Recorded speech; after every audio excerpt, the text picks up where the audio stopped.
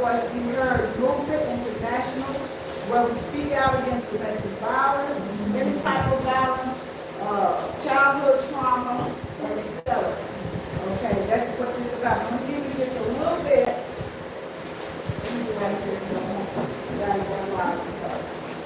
Okay, first I want to talk a little bit about trauma blocking behavior, what it looks like. Number one, excessive use of social media. When you have people constantly on social media just scrolling, not even doing any business, not doing ministry, they just on there just constantly looking at everybody's content, and you know, that's a trauma blocking behavior. What they're doing is trying to get their mind off of something. So they're constantly going from one thing to the other. Someone has been dealing with some type of trauma. That's their way of covering that thing up. Number two is excessive and mindless eating, where you're overeating. You're eating even when you're not hungry. Been there, done that. Come in and done here. Excessive eating. At one time, I don't know if some of you know, at one time I was weighing almost 300 pounds. And I became a diabetic. My health had got bad. I was on 15 different medications. And so I went on a keto. It's not a diet, it's just clean eating. So I went on a keto thing where I was eating healthy, everything healthy, but now I don't eat meat at all. You know, if I do, it'd be once a year. You know, some chicken, that's it. No beef, none of that. Because we don't know what's being injected in this meat. Everybody have their own opinion. But me personally, I don't do meat. And I ended up losing 100 pounds. Okay? And it took me off all the medicine except the blood pressure medicine. I'm not on any of no diabetes. Because of the clean eating. It had nothing to do with no diet. It's just clean eating. And I just want to help you ladies to understand that this is not a religious statement. Okay? Another thing. Number three is being uncomfortable, being alone. A lot of people don't like being alone. So in toxic relationships. Just so they won't be by themselves. Okay? You've been there, done that. Okay? So it's here though. We're going to help you today. Number four, compulsive online shopping.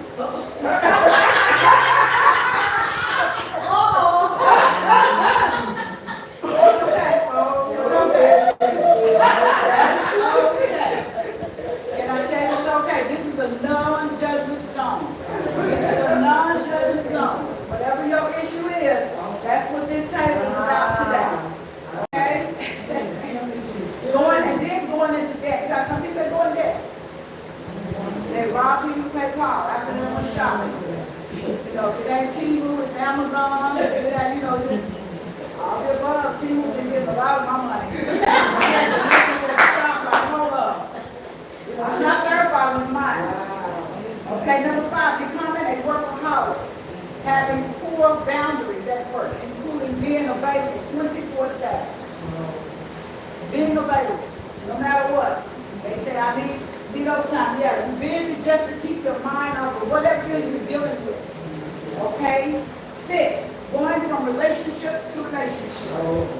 I don't know about you, but a lot of us can attest to that.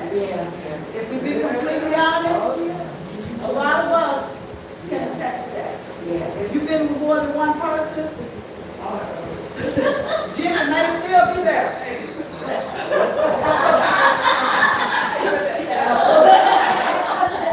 Yeah, Jimmy may still be in there. I know it looks a little gross, but those are unhealthy soul ties. And some people, and I know y'all know on Facebook, I put a little video out there where she said, you miss what? You know how people say, I miss you, I want to see you. And I put a funny video out there. She said, you miss who? And she said, in the name of Jesus. She started throwing stuff in the air. Get rid of that. Because you will have people that you have mentally cut ties with. They will still be in your inbox. They will start texting. Yeah, you're going to get help today. There's just different things that soul tie don't want to let you go. Even in your mind. Some of us still deal with things in in our mind, and we too embarrassed to talk about it because we're so churchy. See, church, and I love church because I have a ministry, which I will do. Okay? But one thing we got to understand is deeper than church. You know, a lot of people are not even going to church. Because for one, when they walk inside of the building, they see themselves in some people. They see confusion. Okay? It's raining outside where they are. When they peep through the window and they look in the church and they see they in worse shape than we are. But what they do, they just hallelujah through their stuff. They know how to hide. Church folks is the most, man, they are some actors. It's not just in Hollywood. You got some Academy Award winners that go to church. And it messes up a lot of young people that really want freedom. And we got to stop telling people, oh, you don't want to be free. They don't want it. How you know they don't want it? Oh, you want to be free. You in mind right now? You know, I'm struggling. I used to get so mad. I don't know about you, but years ago I had a nervous breakdown. And I used to, people used to say, you know, you can be free from that if you want to. You still dealing with that childhood trauma, Okay, did it happen to you? Did it happen to you? Were you raped? Were you abused? Were you molested? Okay? Did you have trauma after trauma after trauma? So you can't give me a time limit of when it's time for me to be free. But now that I am free, I'm digging back and pulling some women up out, and men too, that want freedom. But you gotta want it. Move away that mask. I got some masks, and I'm not going to go there. But a lot of y'all need to remove those masks. You got church masks, you got work masks, you got a mask you wear at home for your husband, your boyfriend, whatever. You got a mask for everything that you do. You go work out, you put on another mask. There's different masks that you just switching out. And no healing is taking place. And we wonder why when we go to church after a while, you get tired. You're like, man, here we go, let's just get ready. Go to okay, here it comes Sunday. Let's go back, sit in the chair. And they're going to talk about the same stuff as you need Jesus. Okay? You got anything else? Okay, I'm hurting. You got anything for what I'm dealing with? Okay, the doctor's got medicine for everything. What about you? You a leader. So what do you have for the people other than telling them Jesus loves you? A lot of people don't feel love. At this point, they wonder where is God and all the stuff that's going on. And you can study how to, all you got to do is trust God. This is how you can trust God and still don't. And it sounds good because that's so, it's a cliche. Just have faith. But there's a time you can have faith. It's times right now when you go home and you cry when nobody is there with you. You shut the door and you ball up because you don't want nobody to see your face. I'm not here to beat up nobody. I'm here to help. Because if we don't get our freedom, we can't help nobody else. Anybody from the streets? I came from the streets. When you go into a place, a religious setting, and that's all they talk about is religion and money, like, man, I did that out there. Well, I want to come here and just hear your story every single day. It's not your story. It's somebody else's story in the Bible. You ain't talking about you. You ain't talking about where you come from. But you talking about Rahab. The woman at the well. We love using those stories. The woman with the issue of blood. Why do we like using that? Because we don't want to talk about us. That's good. We don't want to talk about what we really dealing with. It's times I don't want to preach. It's times I don't want to go out. It's times I just want to shut my mind and be like, you know what? Especially with a bunch of religious folk. Because they know how to wear masks. Oh, that's good. They know how to wear masks. They know how to shout out our coming on numbers. And nobody's getting free. That's true. If you got the spirit of importance. You got people walking around with the spirit of importance on them.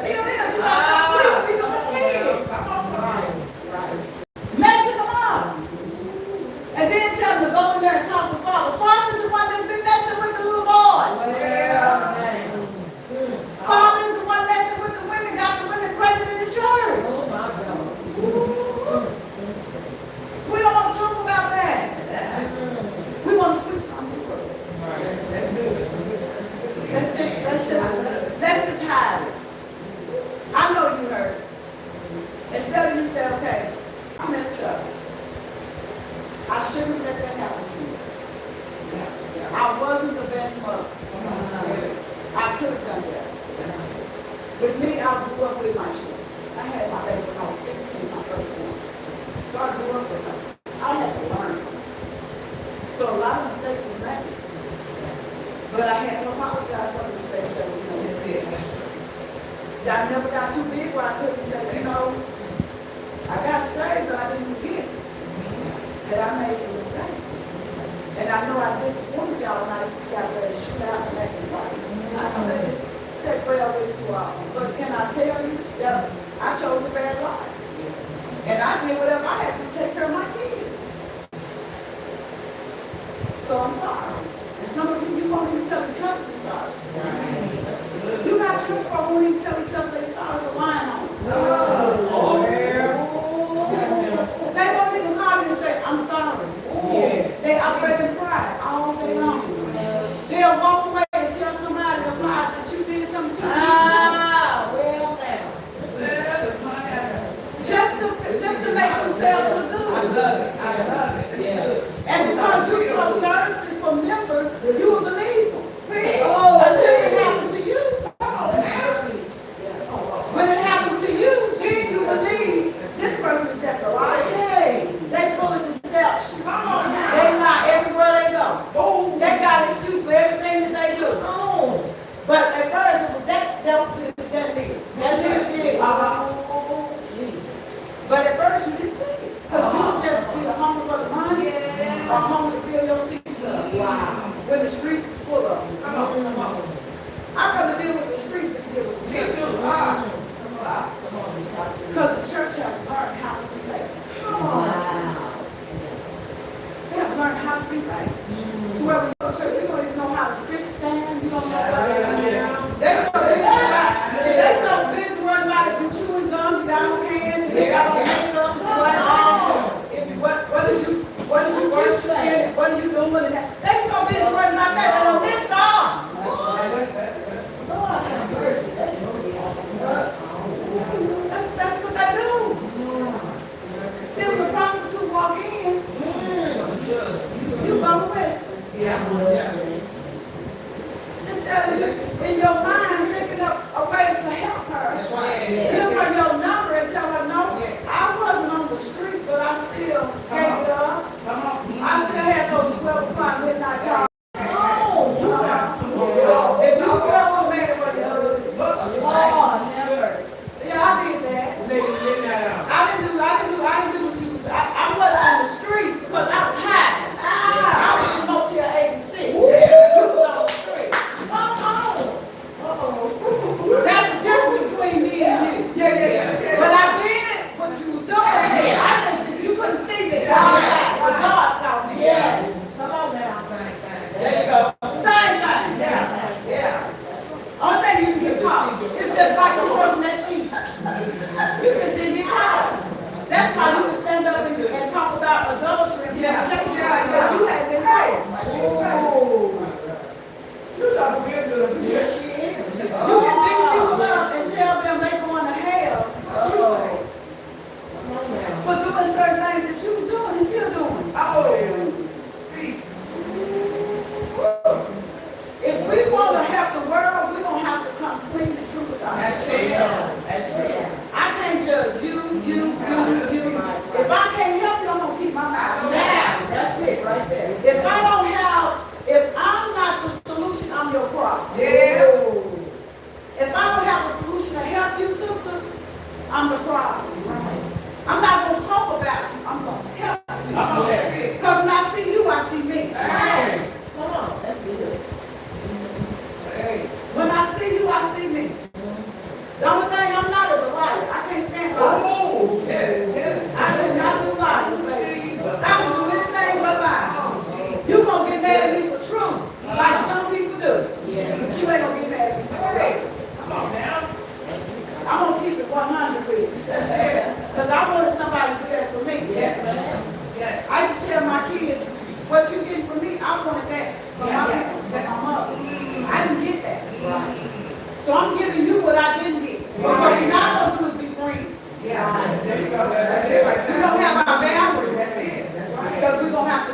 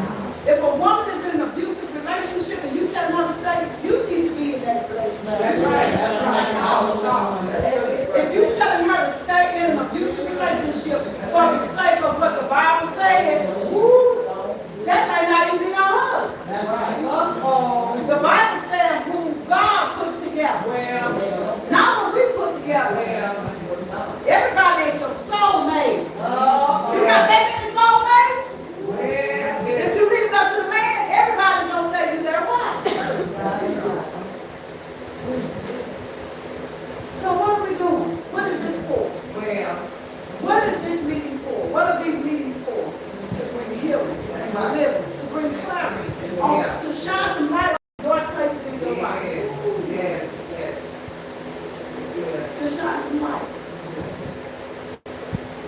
Because this helps me too.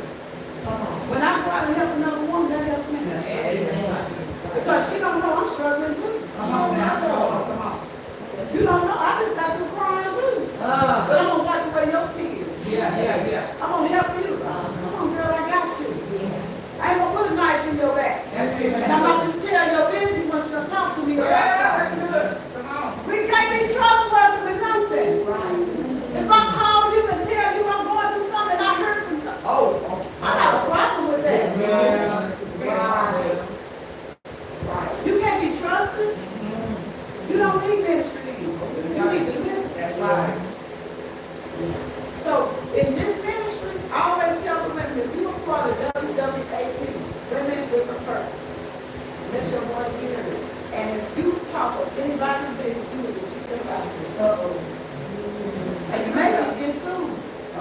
Because that's their personal business. If somebody trusts you and say, hey, I'm being abused, or I'm going through this with my husband, or I'm going through this with my children, or I'm going through this, and you go and do this, and then after you get through, you have the audacity to say, now let's pray for it.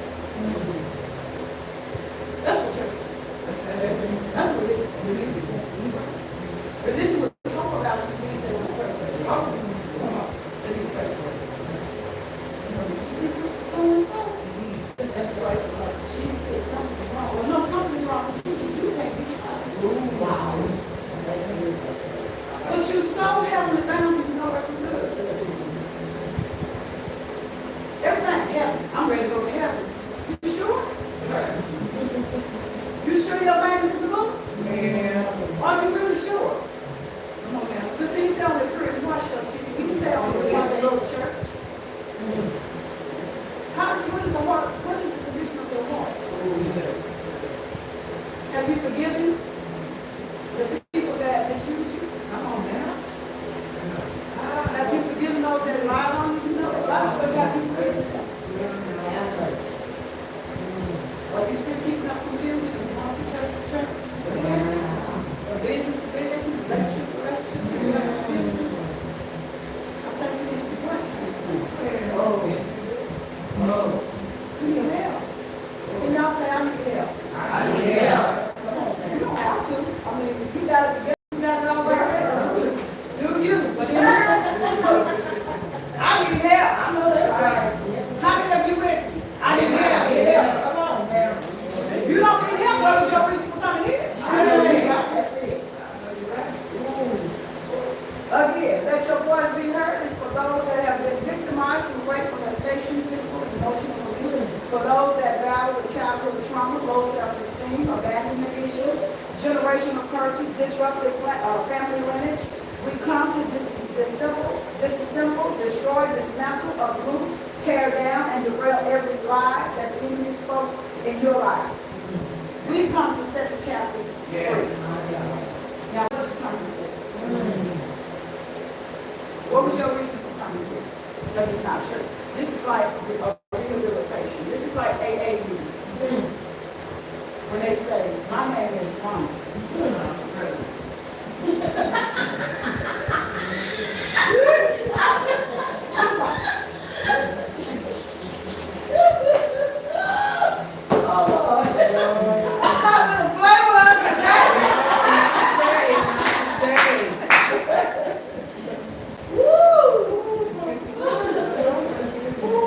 My name is Rhonda. I'm an overcomer of domestic violence. I'm an overcomer of childhood trauma. I'm an overcomer of being an ex-drug dealer. I'm an overcomer. How many overcomers are you? Yes, ma'am. You're an overcomer. Are you? What about you? Yes, ma'am. What about you? What about you? What about you? You're an overcomer.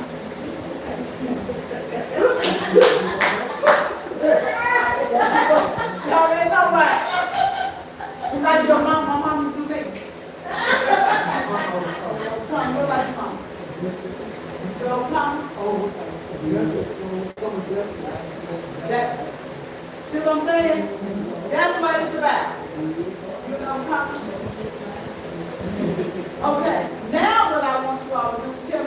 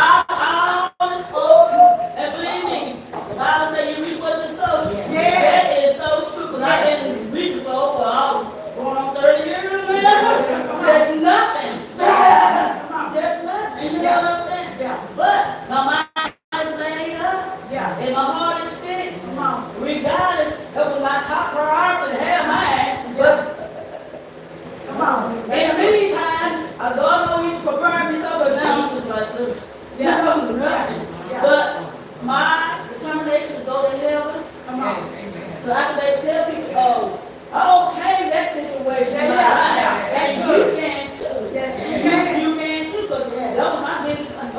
That's okay, you ain't got to. Come on. Y'all will, but you ain't got to. Yeah. But I thank God for that, you know what I'm Yeah. saying? Especially being a young woman too. Yeah. You know what I'm saying? What young woman too. Yeah. Most of stuff come up on you and stuff like that, regardless. But still, yet, if you want to be kept, you can be kept by the Holy Ghost. Amen. That was all. Y'all put up with it.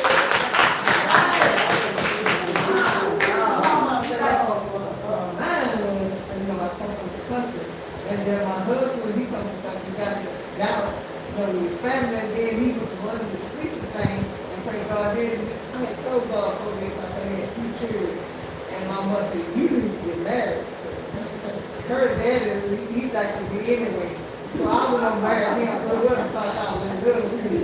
But, then we moved here to Dallas, I had told God, so you give me a husband, I'll be fair with you. I told him I'll be honest with you anything.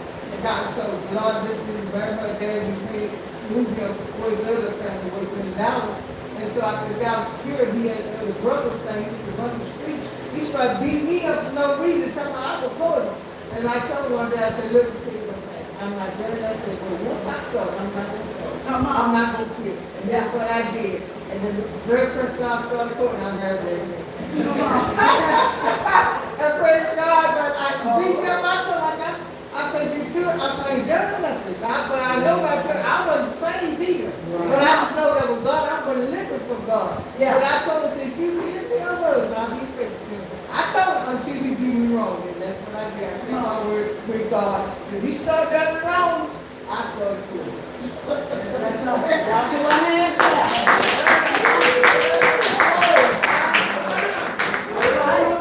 I can let y'all know I'm 25. Okay. Yes, now come on. Since I was 18 years old, 18 to 21, I was in the streets. I had come from prostitution, homelessness, doing drugs, being with guys that sold dope and set the dope with them in the trap. I've been delivered from being high-headed, not wanting to listen and receive things from other people. They being stubborn, prideful, hard-headed, disobedient to my parents.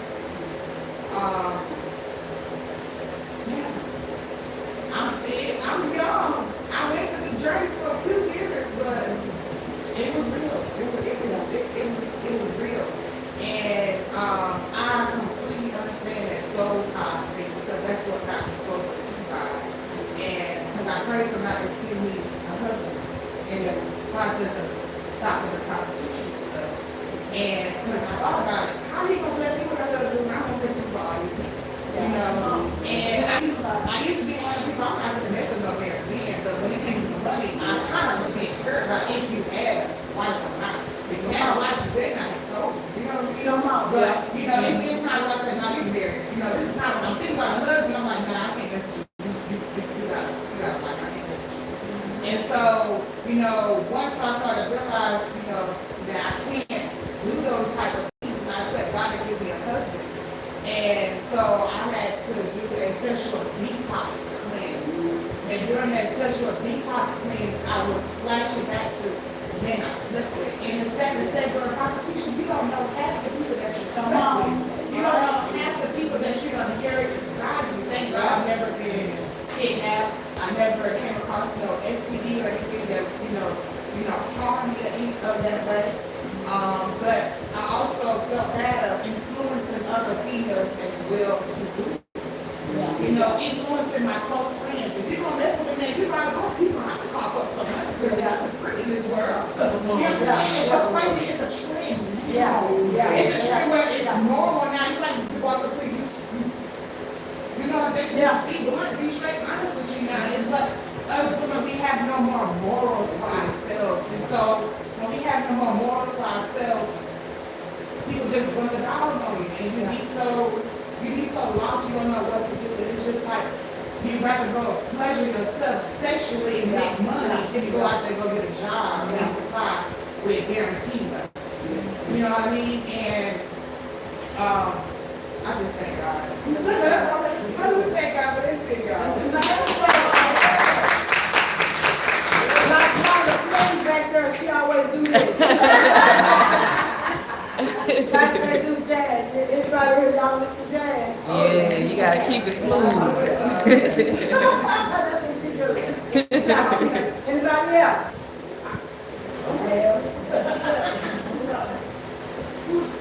I think I'm gonna go back to this colored generational curses. Okay.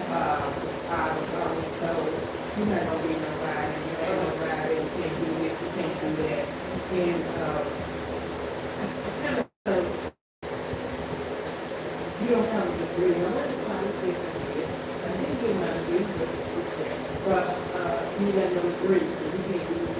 And I kind of just set in my head, but then as I got up in the years, I started saying, I don't need them to agree to do what they're doing, or do what this person doing, do that. I can probably do it better than them. And so I started listening to, I say, just family members. Because you can't, I'm me. Right. You. And I'm not trying to be nobody else but me. So I just kept my head up high, kept a smile on my face, and kept on doing people anywhere. I never need to scream anywhere. So, generational curses, jealousy, You know generational curses is meant to be destroyed. yes. You gotta say, let it start with me. I don't care how old you get, let it start with me. You gotta destroy it. You don't break it. Because you can, once you break something, you can fix it. So you want to destroy it. You want to uproot it. Okay? That's what this is about. We're talking about getting to the root. Yes. And in order to get to the root and get the help you need, when you go to the doctor, they ask you about your family things. They ask you about certain things about you. You can lie if you want to. But generational curses were made to be broken and to receive generational blessings. Right? That's good. That's good. All right. Well, my name is Ellen Cole. I have been generating curse. I have been raised by family members. And maybe one of my oldest cousins and I always talk about it. But I learned to put that behind me and move forward. And people would always more to me, I call because I have a speaking coach. But I didn't make that college. I went to college, I didn't graduate, but God gave me a sense of picking up on with God. You tell me what the time, the more than two, I had down payment. And I just keep praising God for giving me my healthy strength and helped me to leave all this behind me and move forward. Amen. You can say, yeah, but this is an healing service. So I've never really been molested before, but my mom got married in 3 months. And she got married with they're not married now, but his name is Sean. And we ended up moving to Florida, moving there with my dad, everybody. And he used to always play with me. When he used to play with me, he would kind of be behind me, and I could feel his fingers feel hard on my butt. And so I thought about it as a kid, but I didn't think that far of it. So I couldn't stand the man. I couldn't stand him. I couldn't stand how my mom would let her be in control of something. And I'm her child. Well, that's my stepdad, but he's not my dad. I have my father. My father was in my life. You know, and I was upset how my mom told him to whoop me. I remember the first time he whooped me, he put his knee in my back and whooped me with his bare hand, and I had to ride my bike to school. When I said my buttocks was hurting, for days. It was hurting for days. I couldn't stand it. I was so angry with my mom. I was so angry with, my stepdad. And, he used to say those sweet things to me. Oh, you're going to be fine. You're going to have breast disease. You're going to have blood. He used to tell me little things like that that was so really inappropriate, from a young age. And he even said, I remember some little flashbacks, kind of like, oh, you're probably going to talk to me. Or, little slick stuff like that. You know what I'm saying? But I was never comfortable. This is why it's important to have a relationship with your kids. I was never comfortable to have that conversation with my mom. I didn't want to be that child that breaking up a marriage or, he of that stuff, so I couldn't see myself.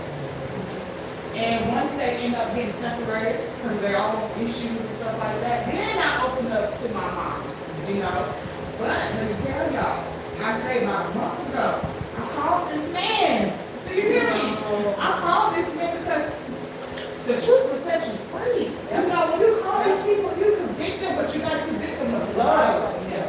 So when I called him, I convicted him with love. And I said, hey, Shaka, how you doing? How you been? And I just told him I'm married now. I have a 4-year-old. And I was just like, well, I just wanted to call you to talk about something. My God. And so when I was talking to him, I told him, I said, well, I gave him flowers first before I knocked him down. You know what I mean? I gave him flowers. I told him, I appreciate you coming to my life. My dad was in prison. I appreciate you disciplining me. But what I did not appreciate when my mom told me to do this and that. And so I told him, I said, I remember as a kid when he did those things to me.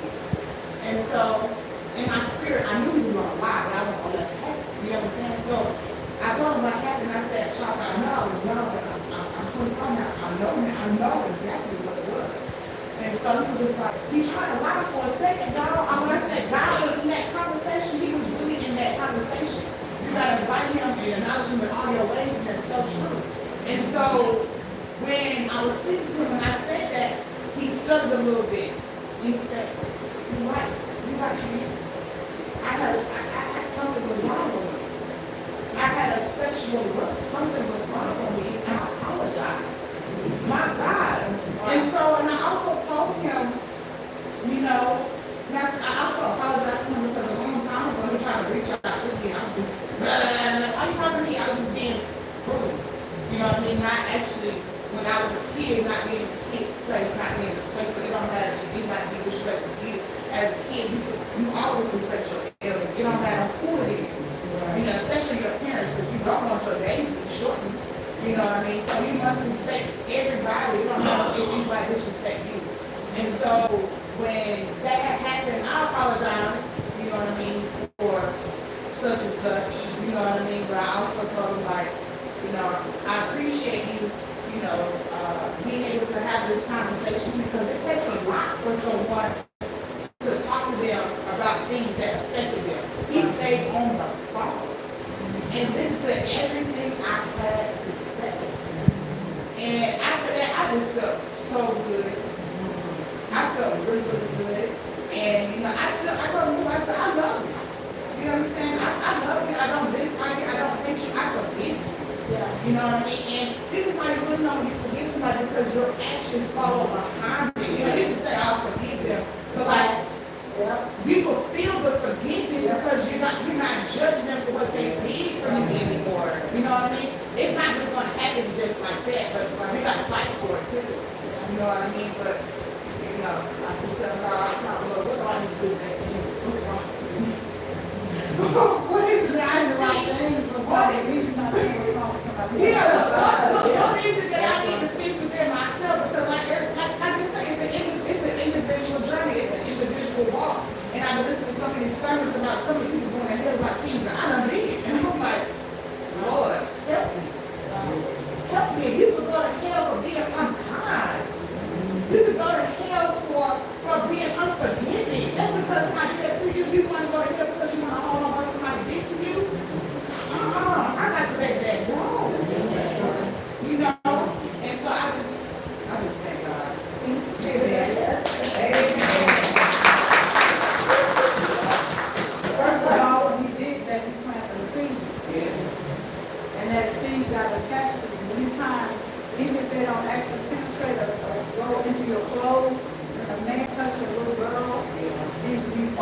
doors in your life. You know what I'm saying? And so you wondering why now you put this, why you put this in that? Because there was a door open, and that was the door. You said you was a little girl, correct? So I'm don't, 10 years old. yeah. So And I told him, that I told him, I said, after I told him that, I said, you know, the prophecy, right? I'm letting him know, like, you know, you had something to do with this. You know what I'm saying? You invited me and showed me these things a little bit. You know, you sweet talking me like this. This is why I was interested in older men. yeah. You know what I'm saying? So I told him that too. People have to own their mistakes in their life. That's good. Anybody else? All right, come on in. I'm gonna come up first since the camera back here. Come on up here. It's like the quickies, girl. Come on, get out of the way. Let you come on. Okay. I'm an overcomer of a few things. The first thing would be generational curse. I know that I broke it. It was established in me at a very young age by my granny. And when I got older, I realized she was only mimicking behavior that was reflected onto her. And so forth with my mother. So she used to tell me that I was fast, I was gonna be the first one to get pregnant, I was never gonna finish school, I was gonna be in these streets out of all the girls, you know.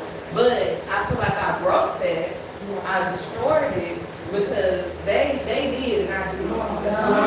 They did.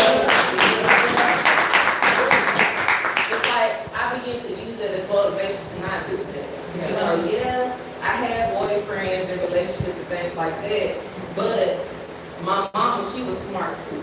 You know, because I'm pretty sure that curse was on her, and that's why she went through the things that she went through. But she was also kind of sort of a single mom, because my dad, he just came up missing. Like, nobody knew where he was.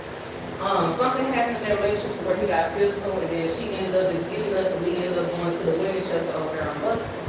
So he didn't know where we were for a very long time. But within that, a lot of things happened because what's going on right now is that people are comparing a man can raise kids better than a woman can raise kids. But in our actuality, we're supposed to be a two-parent household because they need both. That baby needs structure from the man and it needs nurture from the woman. So because I didn't get that from him, I didn't get that till like a teenager, I had to deal with my mom being masculine and feminine, which is kind of hard to deal with because it's like, I hear you being my mom, you nurturing me, but then you telling me this, you know. So you know how us girls are, you know. I'm gonna listen to you, but I'm gonna so much. You know, so much. I'm gonna test the waters, you know. I'm also an overcomer of having passive emotional behavior, which means that my mom, she would tell me what the game plan is, but it really wasn't what I wanted. But I always did what she wanted me to do. She wanted me to go to a community college close to here. She wanted me to go to college and get a degree. But it's like I did all of that and I still felt lost because I'm like, what do I do now? I never got to establish my own goals. So when I did go to college, I started to figure out who I am.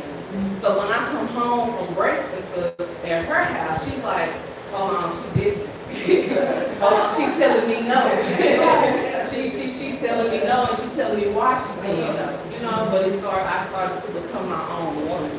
Yeah. But I let my mom control a lot of my life. Like she was very controlled, but I can understand why. You protected them little girls.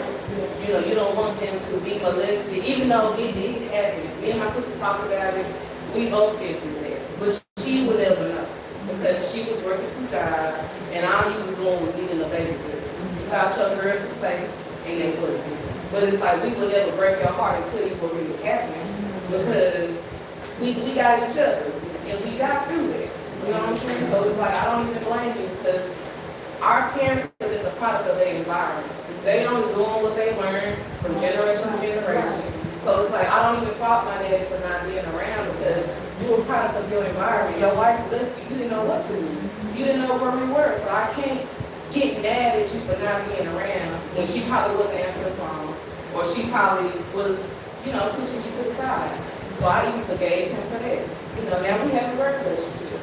But like you said, it does.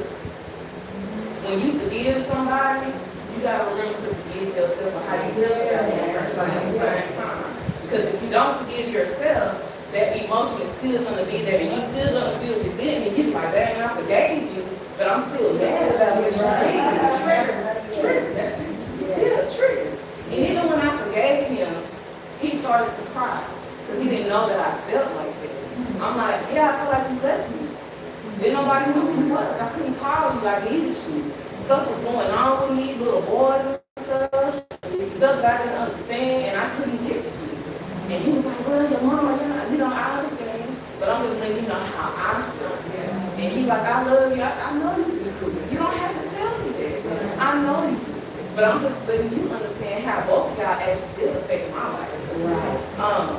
And then it's like, after that, I'm an overcomer of abusive relationships.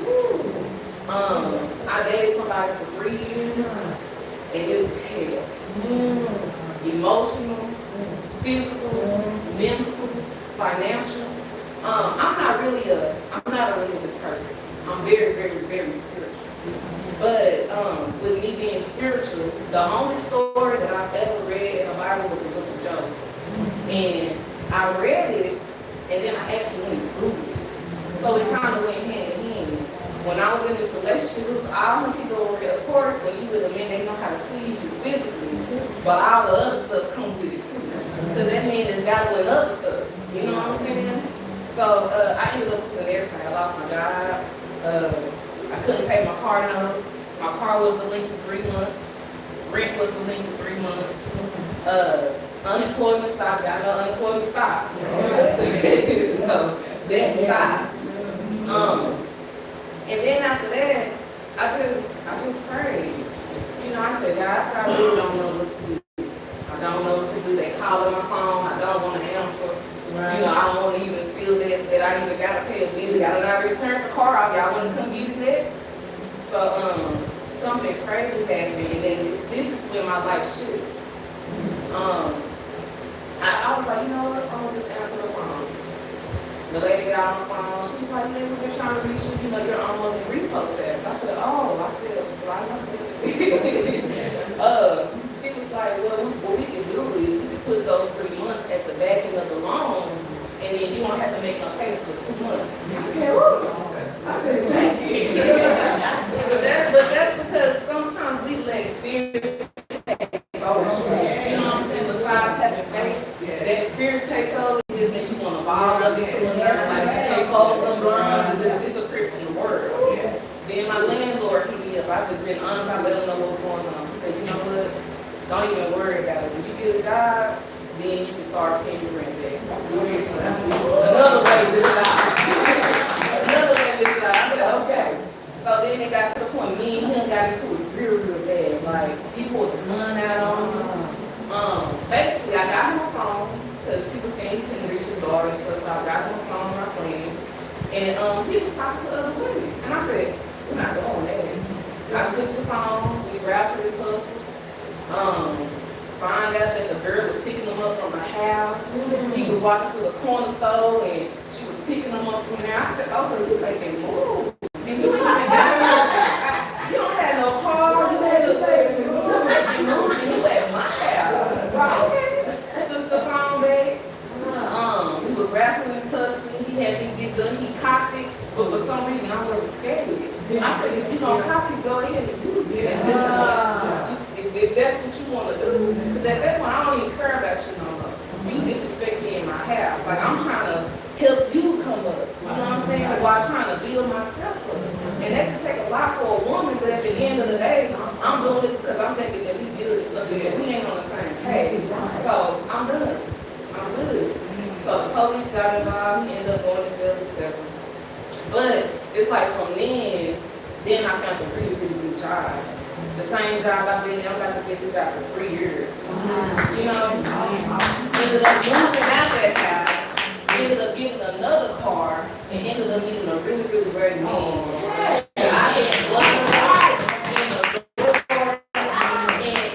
And it took a while to get there, because like she said, sometimes you don't want to be alone. Sometimes it hurts to be alone. Cause you got these spirits that's coming towards you. You got these old, like he even tried to come. I said, nah, I'm engaged now. I'm good. I ain't going nowhere. We good, you know. And he was still like reach out and stuff like that. But I just like, I haven't said anything. Because I know that's just a spirit, like, when your light starts shining brighter and brighter, they just want to touch you. They want some of you, you know what I'm saying? So it's like now, I'm in a phase of my life where I'm learning more about myself. And it had a lot to do with just being alone. Even though being alone was torture, it hurt, it's boring. It's boring because it's like, what do you do? You know, it's just a process that you have to go through. Because like I said, I'm so used to my mama controlling me. I'm so used to a controlled environment. I'm used to doing what's told, following the rules, doing all of that, you know, because I want to be a good girl, you know. But it's like when you sit by yourself, you actually realize, I really don't know what I want. I really don't know who I am. That's good. I really just been moving, but I ain't really got to know myself. It's crazy. And it's like when I realized that, I started like, okay, what do I want to fix about myself? What is it? I made a list. Okay, physically, I need to go to the gym. I can't. I'm almost 200 pounds now. I need to work out.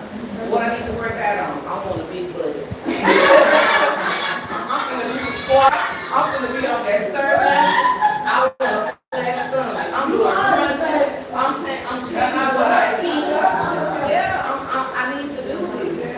Financially, I need to stop shopping. I need to stop it.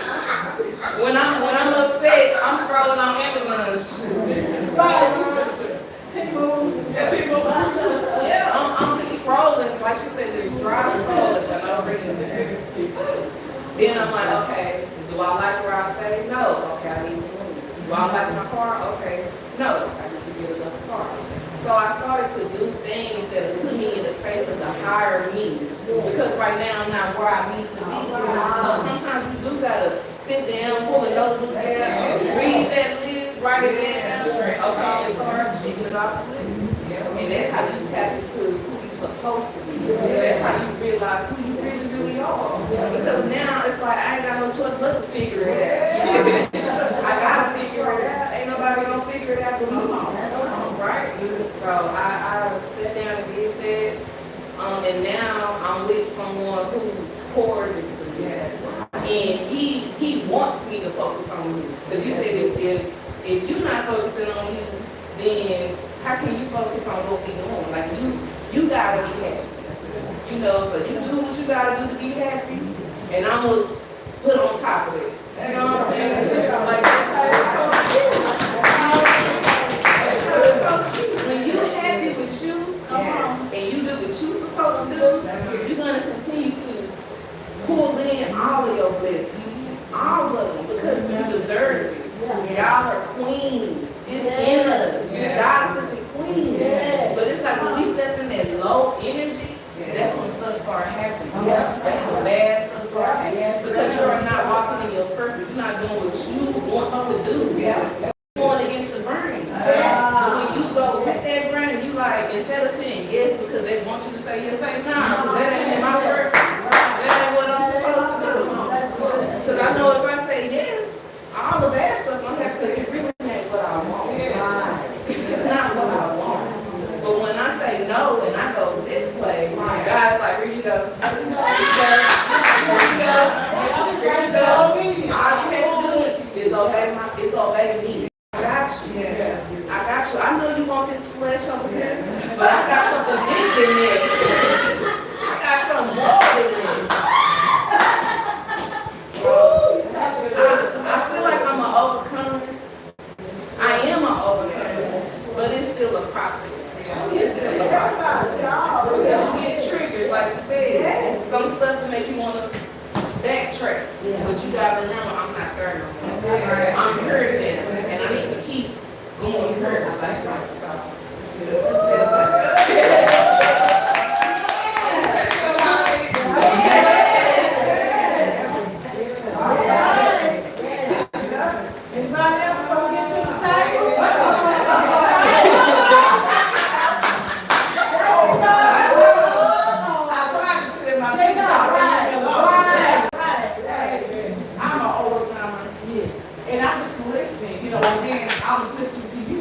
All y'all, that's some good stuff.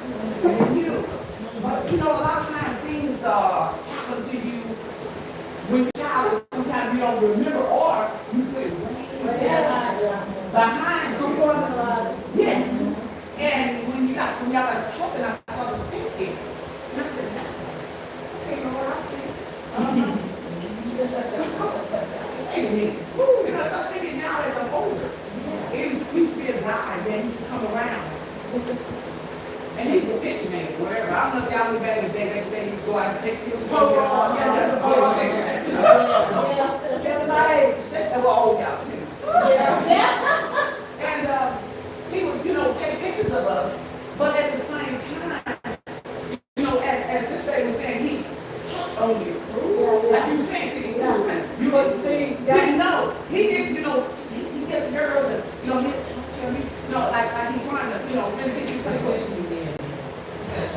Yes. And then we take the picture, and we get picture, you know, kids, we have.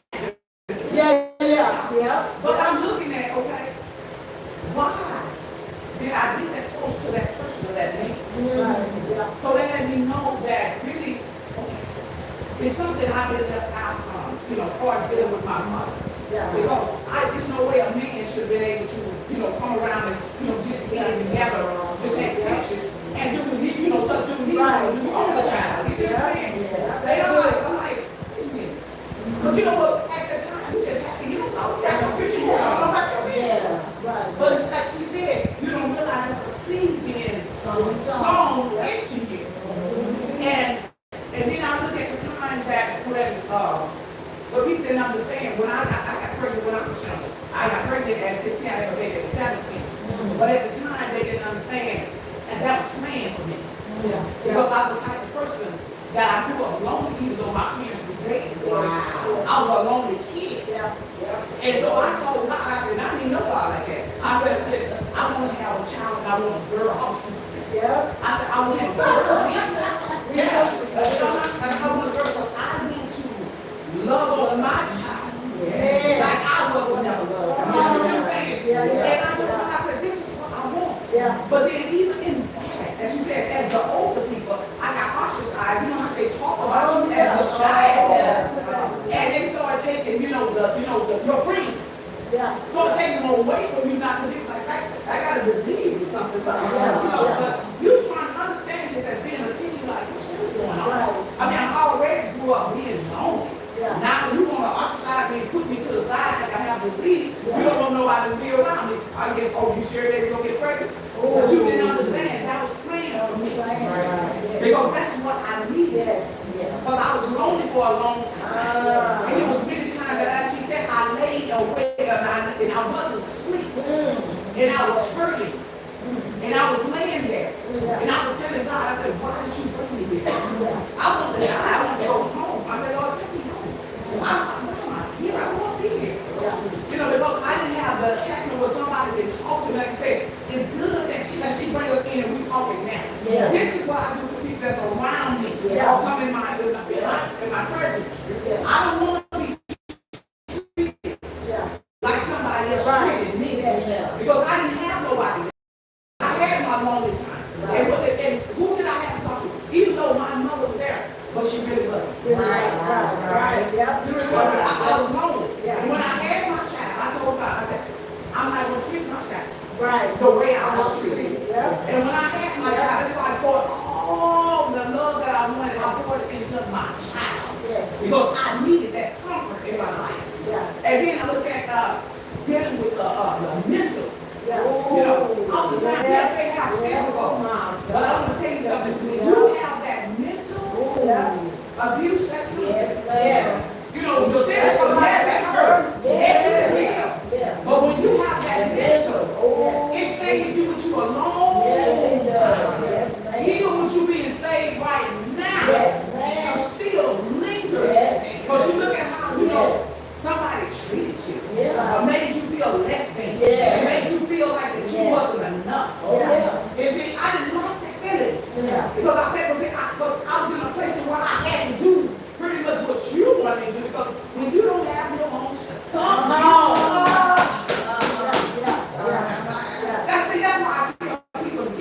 own. Yeah. Because you get treated like dirt when you don't have your own stuff. Yeah. In other words, I tell you what to do. Yeah. And whatever I do, you can't say nothing about it. Right. What you have. Yeah. Absolutely nothing. That's it. And that carried for a long time with me. And I got in an isolation state. To where I didn't know how to trust people. Yeah. And sometimes now, God has been. Sometimes now, I still don't think so. Yeah. It's all right. Yeah. Woo. Yeah. Yeah. It's all right. Yeah. It's okay. Yeah. It's a good place. Good place. You know, sometimes you still battle with trusting people. Yes. Yes, ma'am. Most certainly. You better know it. Yeah. And my walls be so tight. Yeah. Yeah. Yeah.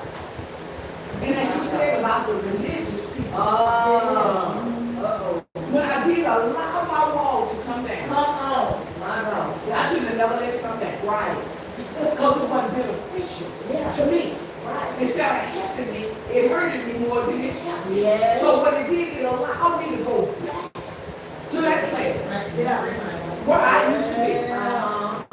Yeah. Because when I how is it I'm talking to you and it's getting all over town? Yeah. That makes no sense. Yeah. And that's why I told God, I said, you have to help me. Yeah. Put the right people in my life. Yes. That's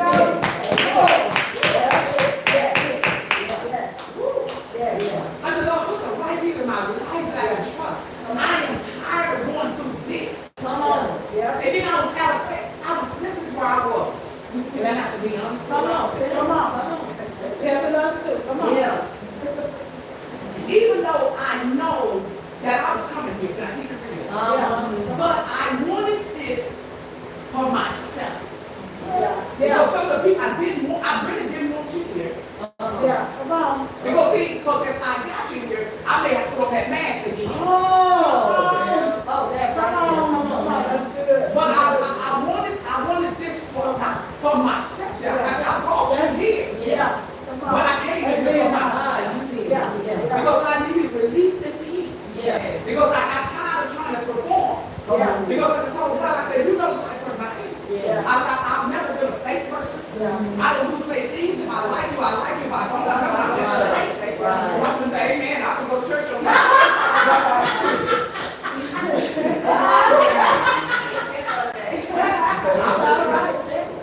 But I just got tired of the fakeness. Yeah. I want to meet real women. Yeah. Put me around some people that's real. Yeah. That I don't have to try to dress up and Yeah. show off. Right. You don't have to be honest and straight and I'm not going nowhere. That's it right there. So that's why when you say, well, she can, okay, she can put it on her side, she can put it on.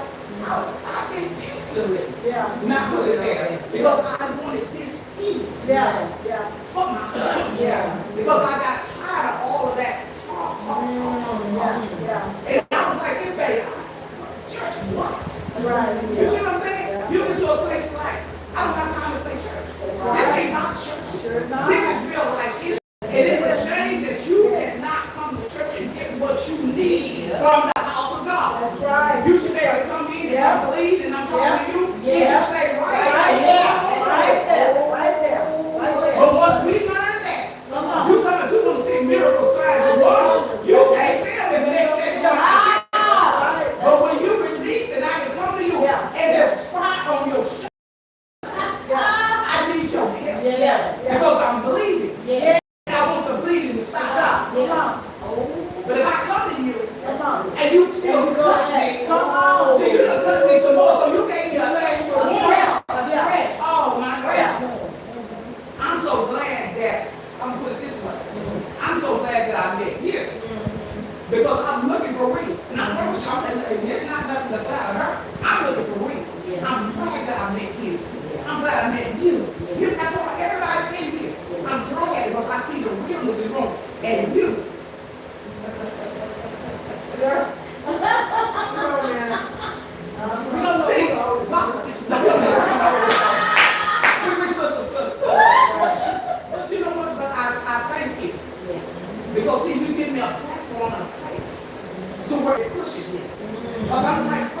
Now, if you bring me up the word, I'll fly all over the room.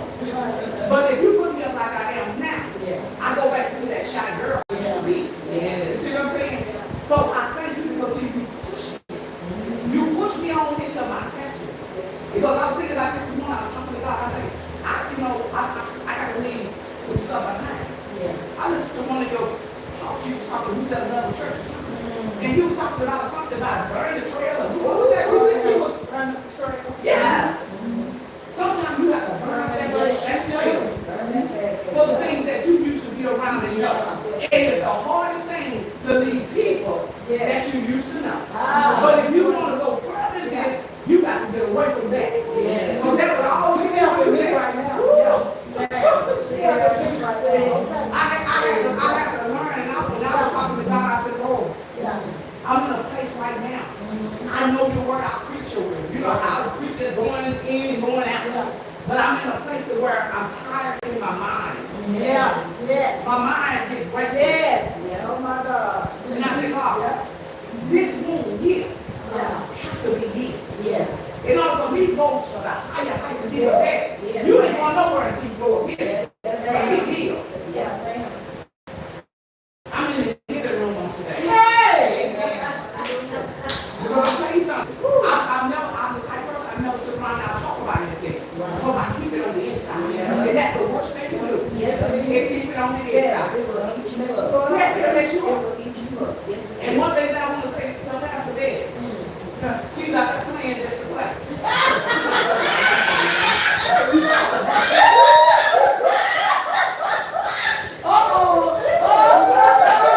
What you say now?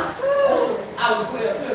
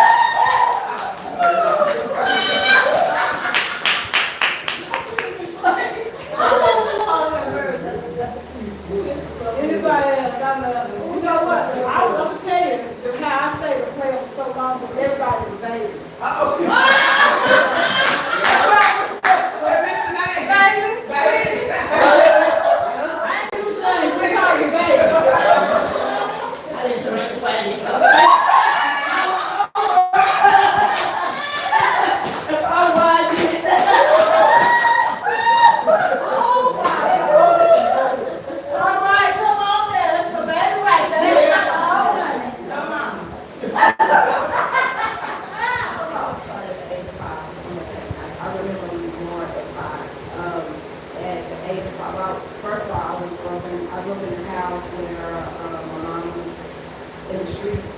My grandparents was gangsters, my mom was gangsters, like my life was hard. So I think my mom wasn't the bitch that was actually mothering me. So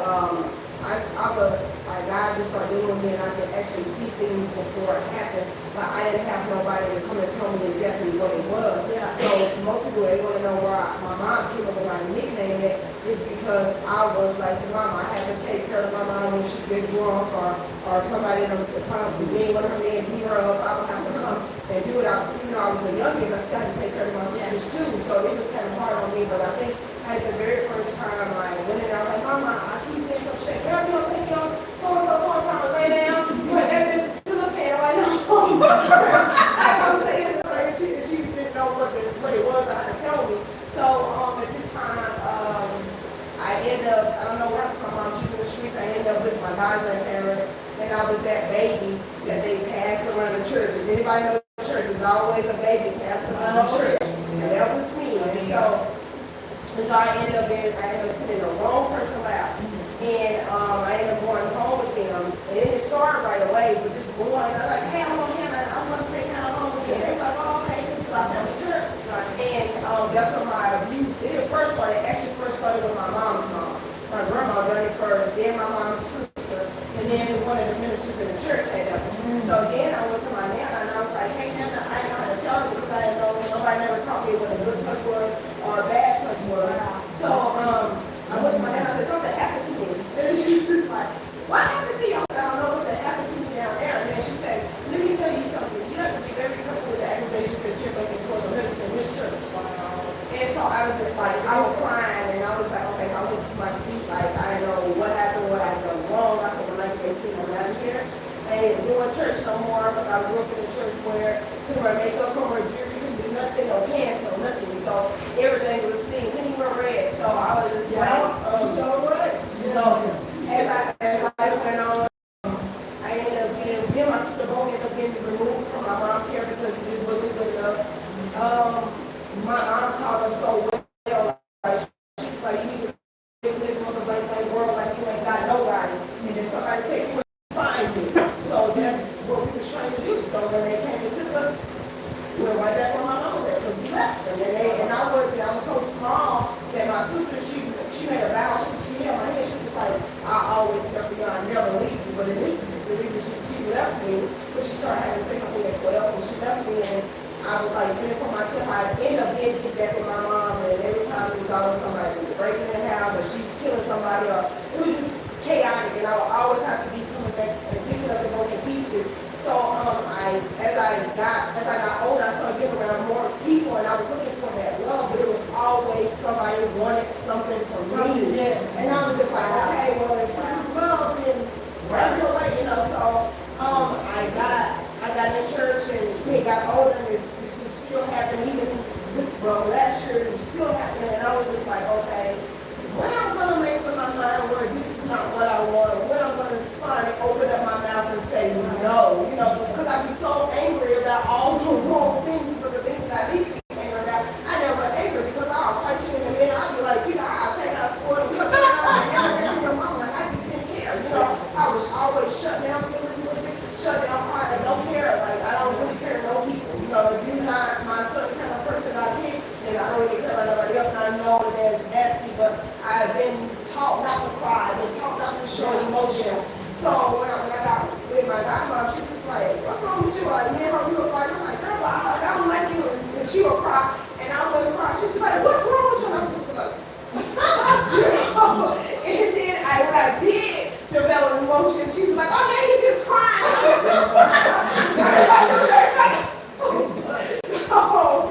So I now in a place where my parents, like, they was always gone. They was in the street with my dad. So I felt like I was never good enough. So now I say I'm an overcomer now because every day when I wake up, I say I am good enough. Yes. I am somebody. I actually changed my name because my name is Joanna, but I just could take the J-O off and just say Hannah. All right. So my mom was trying to get it. Oh,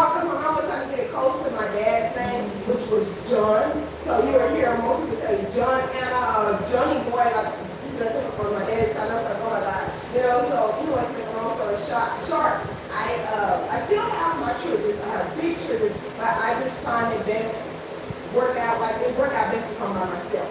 Like she taught me how to be by myself. I learned it myself because at first I was so needy. I'm like, give me a hug, tell me you love me. But now I'm just like, okay, y'all go ahead, y'all call, y'all go ahead, and I'm me. Now I'm going on. So like, just don't want to go.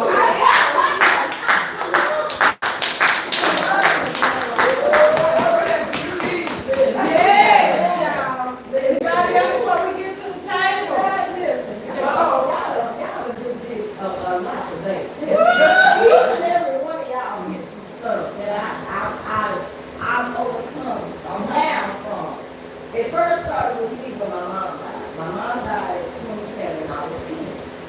So when y'all was speaking about generational curses, there was alcoholism, drugs, they were partying.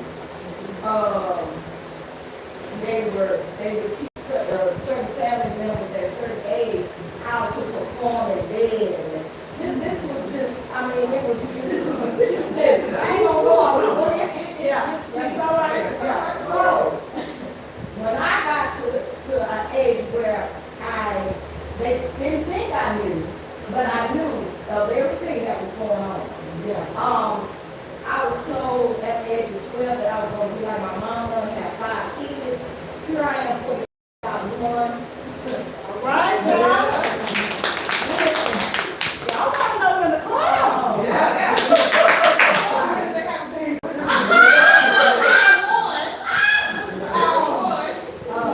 Abuse. My God. I've seen family members be abused. And in my 20s is when I first experienced physical abuse. I've never experienced that. I've always, my family members have always said stuff to mentally, disturb my spirit. And I'm just like, and that stuff with me, like you said, that seed that was sown. And when I grew up, I'm like, I'm not good enough. I'm going to be like my mama. I'm going to have a certain amount of kids. I'm going to be out in the street. I did some things. Come on now. I did some things. I drank. I smoked. You talking about being a player. I went in a club with one man and left with another. Come on. I was the main woman and then ended up being a side chick. Come on. I mean, that was what I knew. Yeah. But when I got into church, things started looking different to me. I started realizing, that's not good. You don't have to put up with that. You're not that. God didn't tell you were that. You were this. I didn't know all that. When I met you, I was a mess, y'all. I'm telling you. I was a mess. I didn't know what I was going to come. I was still out there in the streets. Come on. I was still drinking. I was still smoking. Trying to hide emotions. Trying to numb the pain that I was going through. Being told that I wasn't going to be nobody, that I wasn't enough, that don't nobody want me.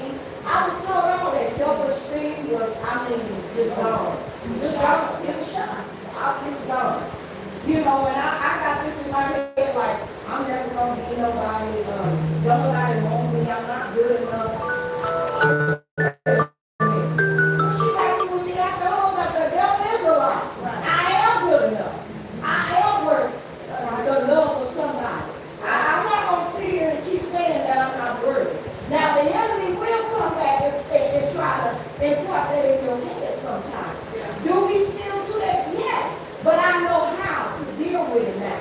I've learned to use the word on the enemy. Listen, I'm not there anymore. I'm not that girl. So I'm not going to believe what you say, because whatever you say I'm not, God says I am. Yeah. Whatever you say I am, God says I'm not. Yeah. So I'm growing up in this thing. Do I still have emotional triggers? Yes, I do. But I thank God that I'm with a woman of God and that I'm surrounded by all of y'all. I can be myself. I ain't got to hide nothing. This woman of God knows me. I can't hide nothing from her. If you know her, you know that you can't hide nothing from her. You tried, but you still try. You tried, but she know how to go in the spirit and say, no, there's something right. There's something not right. You're not yourself. Right. And I've learned through being around her that it's okay sometimes not to be okay. But you have to let it out. Yes. You have to know when to let it out. And like I said, who to let it out to. Yeah. I've been around people that I told some intimate things to that it came back. Yeah. And that it was all over. People coming up to me saying, oh yeah, somebody said you did this. Somebody said you used to be like that. I said, I don't know what you're talking about. I ain't that.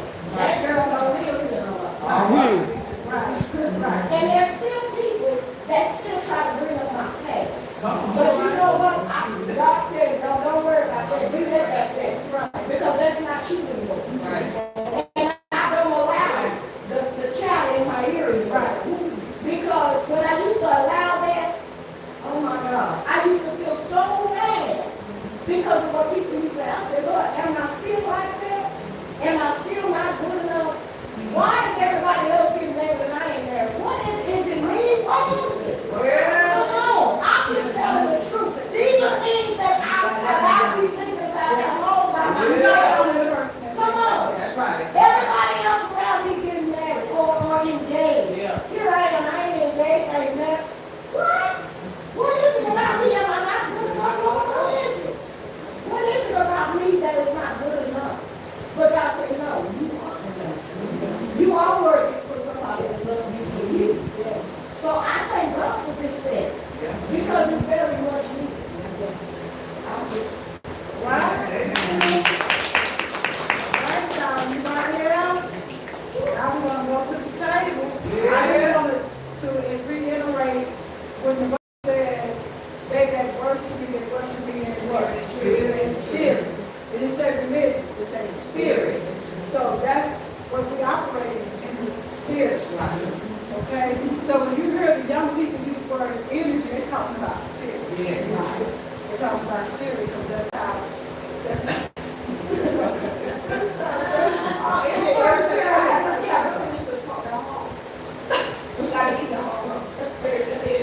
There you go. So we're going to go ahead and get to our tables on this end. You know what? It worked out anyway because I was trying to get two to a table. But this end will be Victoria and Virginia. This end will be, we have yes. So that's why I'm going to be passing across the table. Y'all, we will now have a panelist to come on up. If y'all have any questions.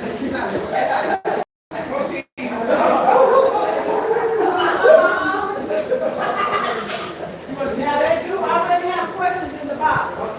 And let me, those plates that you all have, can everybody raise up their plates? Those plates that you have, I want you to write on there some good things about you.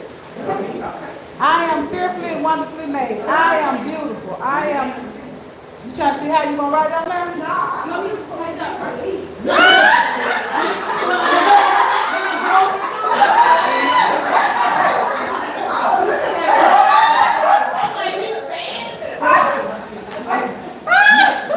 That's a good one. I got some markers for some that don't have pens.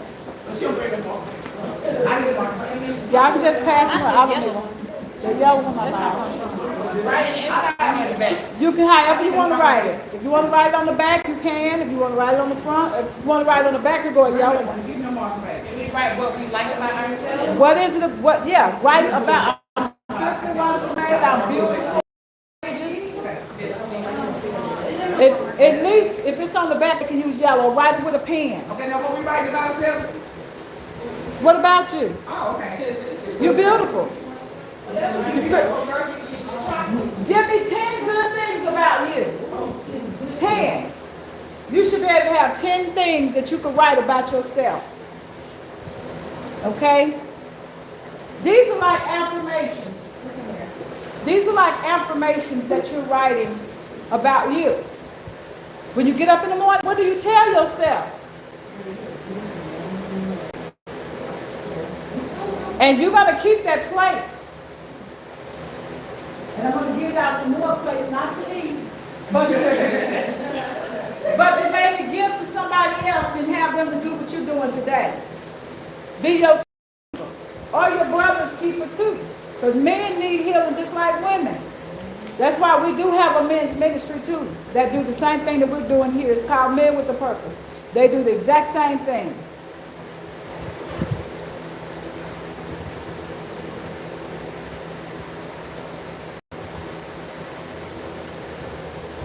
We do 10 good things and we're going to start with the table. And if y'all have any questions for the panelists, when my granddaughter get done, I'm going to have her pass the sheets out and y'all want to write something down. Right now, I'm going to let y'all do that and I'm going to go share some sweets with you. Y'all got sweets in the window. Y'all can eat as much as you want out of those bowls. Right there.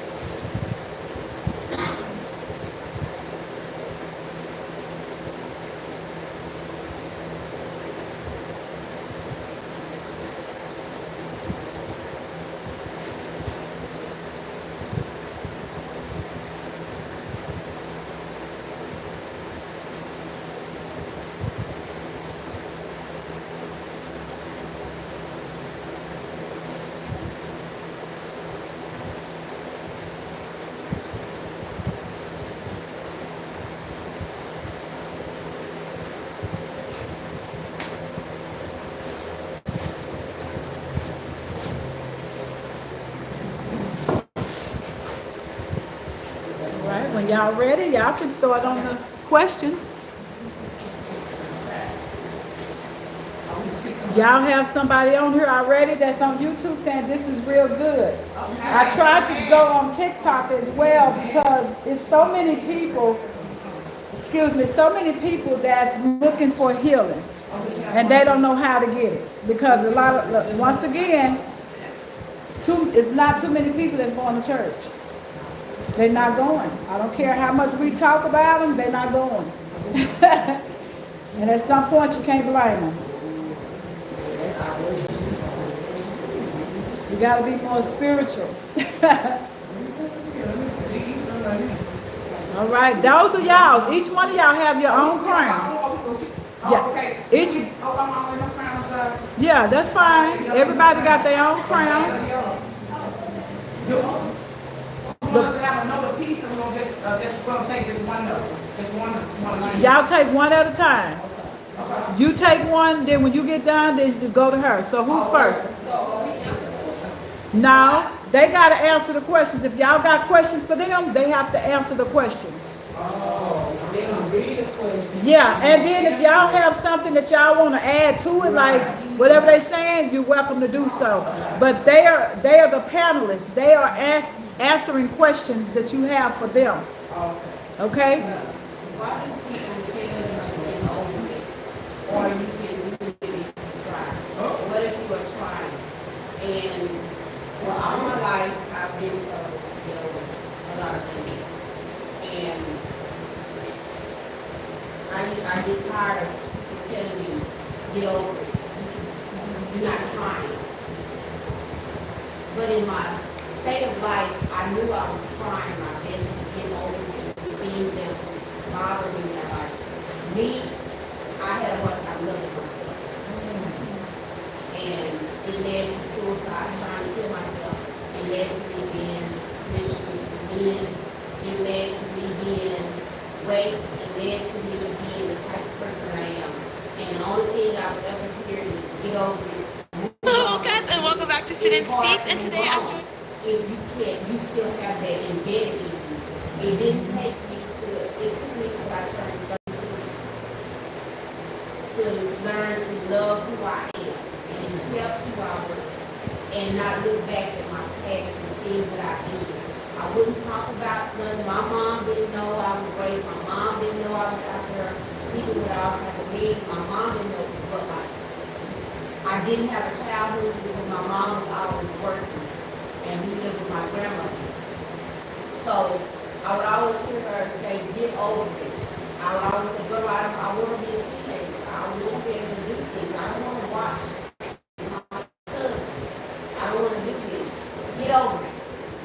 You're not trying hard enough, but I'm not a mother. I didn't know nothing about being a mother. I was trying to finish school.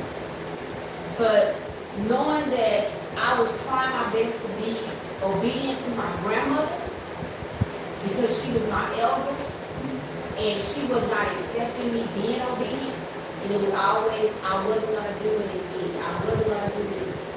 It was not until her death that I found out that she only did that because she knew what was in me already. But instead of encouraging me and patting me on the back and telling me to get over it, she embedded something in me that I couldn't get over until I got older.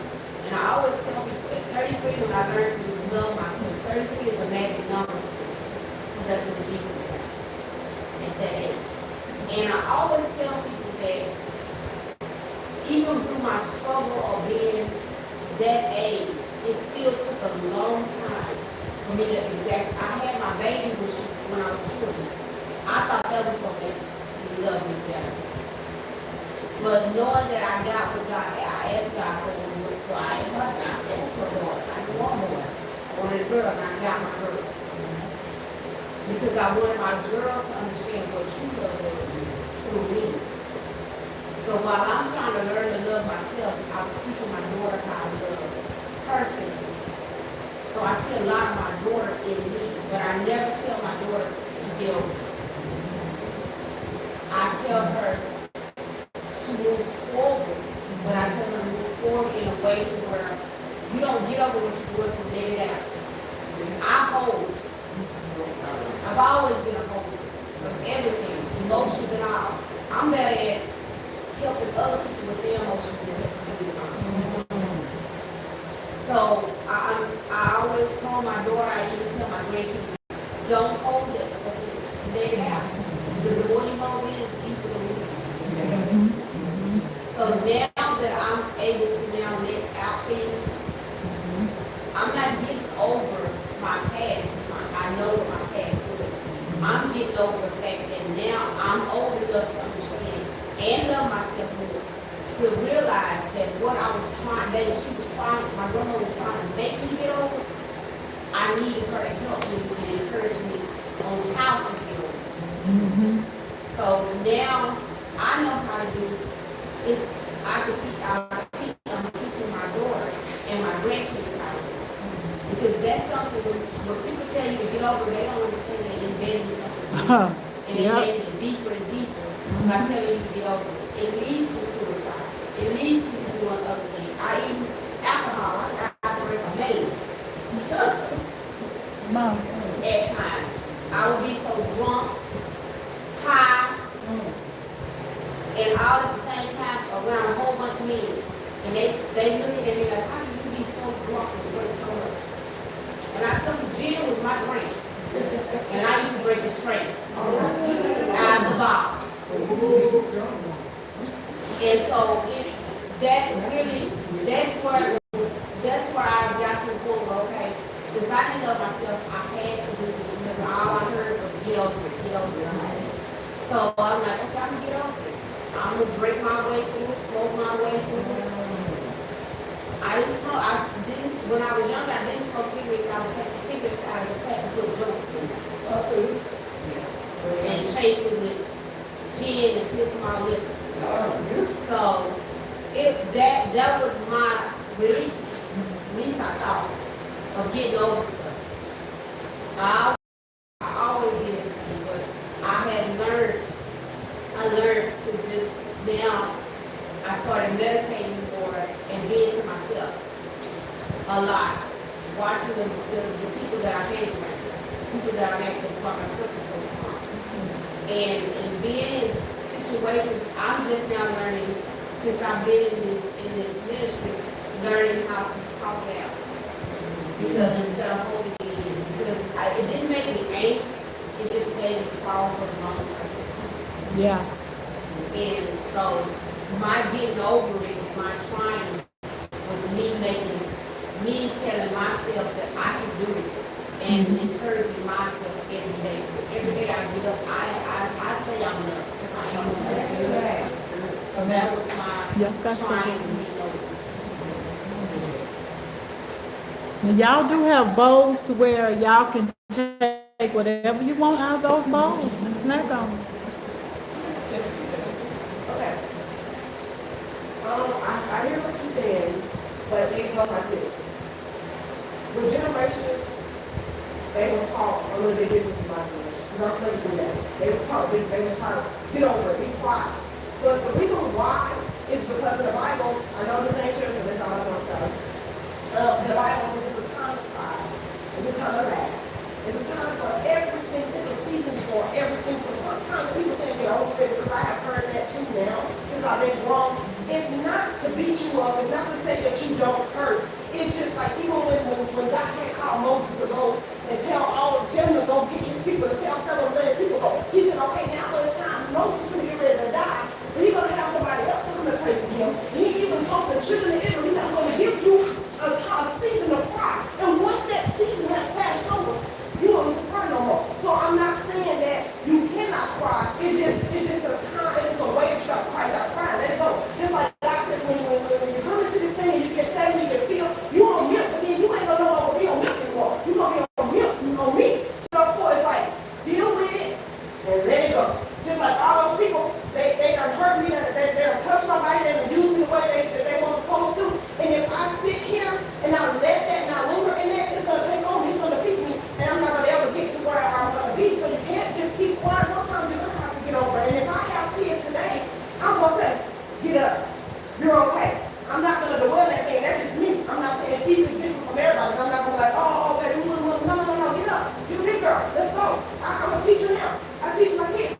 Shake it off. They already know. Shake it off. You ain't gonna over it. I understand that you're hurt, but if you keep petting, because I'm a witness, if you keep petting, you're gonna be rotten. And then at the end of the day, ain't nobody gonna want to get with you because you're gonna be crying over every little thing in that vicinity. Okay, all right. So, I have a question. So when you say get over it, what are things that you can do to get over it? Because you just cannot forget about it to get over it. Like, what are things that people can cope with to get over it? When, people saying, Mine was, I actually had to be by myself. And I had to think about the things, how people were telling me to get over it, and figure out why I had to get over it. Because a lot of things I couldn't get over. Because even at a young age, I didn't understand it. My mom was always taking care of her grandmother. My grandmother was the type of person she would treat one child differently than the other, even though I was the oldest. So I was always the one that had to take care of the cousins, my little brothers, and everybody else. So I would usually, I would walk late at night by myself and just cry. And they would look for me, but I would just take off walking. I wouldn't tell nobody what I was doing. I wouldn't tell nobody who I was. If I was with anybody, I would just leave. That was my coping meditation, was to just leave and be by myself and not deal with hearing it, because I didn't want to hear it. It kept me paying in my head. Get over, get over, get over. So I was just, that was my, I just leave and just be by myself, and I would talk to God. I would, even at that age, I would talk to God and I would ask God, why did He create you? And I have to go through all of this. What was my purpose of being here if I'm really not nothing to anybody? Not even my own grandmother. And like I didn't understand it until she passed. And my baby brother was the one who had to tell me that it wasn't that Big Mama didn't care. It was the fact that Big Mama knew you were going to be better than our cousin, better than everybody else, because she knew you had a head on your shoulder and you were going to be responsible. But instead of telling me that, you led me to believe that you really didn't care. I was just nothing. So that's why I grew up not loving you.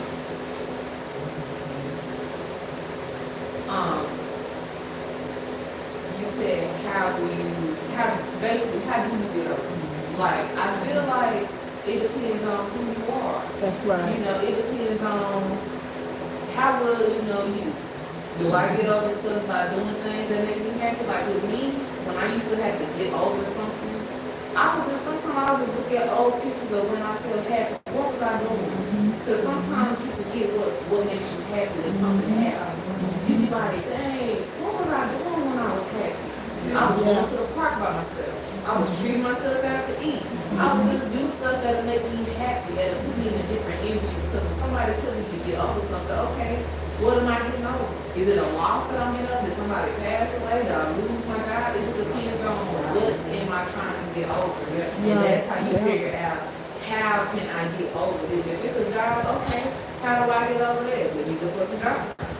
You know, let me do that. Or let me look at my financial situation to see how long I can go. You know what I'm saying? So it's like, how to get over something is choosing how to pivot your energy. Because you can't stay here for long. It's okay to cry, be mad. It's okay to cope in that moment. But it's like, how long am I going to be here? Because the longer I stay here, it's not going to get any better. But as you go through the process, how to get over it is going to continue to come back to you. Because it's like, okay, I'm over it now. Then it'll come back to you. And you'll be like, okay, how do I get over it now? You know, you can think about it. Like if it's a relationship, you break up with somebody, it ain't work out, right? Okay, we ain't together no more. How do I get over it? I'm happy right now, but then the emotion come back, okay, now I'm lonely. I'm used to this person being here. How do I get over it? You know, so it's going to be a process. It's not going to be the same for everybody. Some might be crying, getting mad. In the past, we used to be smoking weed, you know, or doing things to cope in that moment. But then I realized, am I getting over it or am I continuing to hurt myself? So it depends on you. Let me add to that. In meetings like this, it's like if you are a person and you go to a Alcoholic Anonymous, or you go to a place where there was different types of abuse. One thing you never tell anybody is to get over it. The reason being, you could cause that person to go back into relapse, because everybody chemicals in their brain is not the same. Everybody don't think the same. Everybody's healing is a process. If it wasn't, everybody in here would be totally healed. Everybody in here is not totally healed. So it's a process. As when you were a baby, you didn't come out walking. It was a process of you coming out of the womb, maybe holding your head up, from holding your head up to kind of moving and flipping over. It's a process to everything. Everybody wants things so easy. That's why so much cancer. You got all this microwave stuff. Let's do this quick. Let's do that quick. Get over this. Get over that. But what you're teaching people to do is compartmentalize things. You're teaching them when you tell, like when me being a single mother at one point, and I used to tell my son, suck that up. Don't do all that. It's the time I should have let my son cry. Okay? Because at times, and he feel like, I can't be soft. I can't have a soft moment. Yes, you can. And so we got to be careful of telling people, get over it. Get over it. Okay? That's not good in a lot of cases, because you could cause a person to go into trigger modes. Trigger and trauma. You put them right back, because they'll feel like, remember I said earlier, a person say, you should have been healed by now. How do you know? Have you walked an inch in my shoe? I don't think you would have made it. So we can't tell people to get over it. We can't. You can tell them that, but you're doing more harm than you are helping. So the best thing to do is ask God to give you strategy on how to deal with hurting people. Ask for strategy, because everybody is different. Your layer may not be my layer. So I can't handle you like I would handle myself. You know, everybody compartmentalize things until you hit that spot, and they be like, then it comes out, then you know, oh, you was never healed. You just had compartmentalized that thing to where you couldn't see it. But the minute you open that glove box, it fell out, and you realize, oh, that's a bill. I forgot that bill was in there because it was hidden for so long. So this is a healing room, okay? All right. I would like to add, when she said get over it. Yes. First of all, when people tell you to get over something, they need to ask you. They need to ask you what it is that you need to get over. Yeah. Yeah. Okay. Go ahead. Okay, I'm sorry. No, you good. Okay, but I was saying, when people tell you, I'm answering your question, but people are telling you to get over it. Yeah. What the problem that they have, they don't try to go in and find out what the problem is. Yes. Yes. What is it that you're crying about? What is it that's troubling you? So therefore, you don't have to get over it by yourself. Let's work this thing together. Now, if you getting over, trying to tell me to get over it, and you having a pity party, that's a difference. Right. Yeah. People have real issues, and some people just have pity parties. Yeah. You know what I mean? Yeah. I'll tell people that she's just telling me. I'll tell people to get over it in a minute. The reason why, because I know you in a childish state, or you acting in a way that's unseen, that shouldn't be. So get over that. Because if you don't, wherever you are, this is where you're going to be. You got to understand. In life, you are not going to move. God cannot use you because you stagnated, and you got to get out of there. But if you're in a situation like she was saying, if you're in a abuse, and somebody abused, or could be mental, physical, whatever. But if you're in a state to where, listen, let me talk to you. Let's buddy this thing together. Let me help you.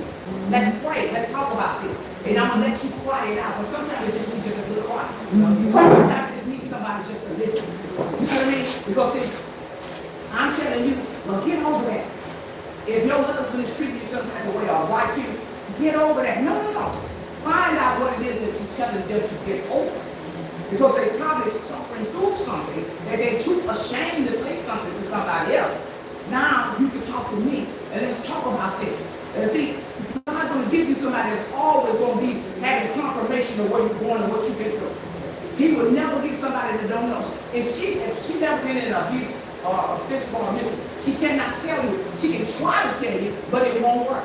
But God will always give you somebody that can help you along the way that's not going to tell your business. That's the first thing. See, somebody that's not going to tell your business, talk to them and tell them your problem. Tell them what you're going through. Because what you're going through, she'll probably be the one, be the key that bring you out. You always got to find the right one. I always pray and say, God, and even if we together, and I'm not the right one, I'll say, Father, in the name of Jesus. Now bless her with somebody that's going to help her, that's going to break this, whatever it is over her life, let it be broken down in Jesus' name. Now he can send her with you, this queen, and y'all get together, and there it is. You see what I'm saying? Because see, sometimes we just need to know, I ain't in this by myself. Because all the time we feel like we're by ourselves. Yes. But you're not by yourself, because the Bible says there's no new thing under the sun. So what you're going through, somebody else been there. So now it's our job is to bring healing to, like she said, to the women of God. To ourselves. Yeah. Like I told y'all, I didn't want to say anything because you know why? I brought healing to myself. Sometimes you just got to get in that fight and just give it yourself. Sometimes we get attached too much and want people to help us. And sometimes you just got to fall and get that thing by yourself. Yeah. Be like the woman when she let in your love. She didn't let nothing stop her to get to Jesus. That's right. She said, but if I could just touch her. Hey! She spoke within herself. We can learn how to speak within ourselves. You see what I'm saying? Because it's already a lot of negativity went there. Yeah. Start speaking positive vibes within yourself. Yes. And if your mate is not right, or whoever it is, in your relationship, if you know what I'm saying, tell God about it. That's right. And then start acting what you want to be. Yes. See, we can't get on the same level and want somebody to change you. What you gonna do? Now, if somebody beating on you, ain't nowhere in the world I tell you stay. Oh, no. That's a no. Because that's not God's will. But what I want to understand, the things that we're going through, the trauma, it didn't have nothing to do with God. It happened in the fall.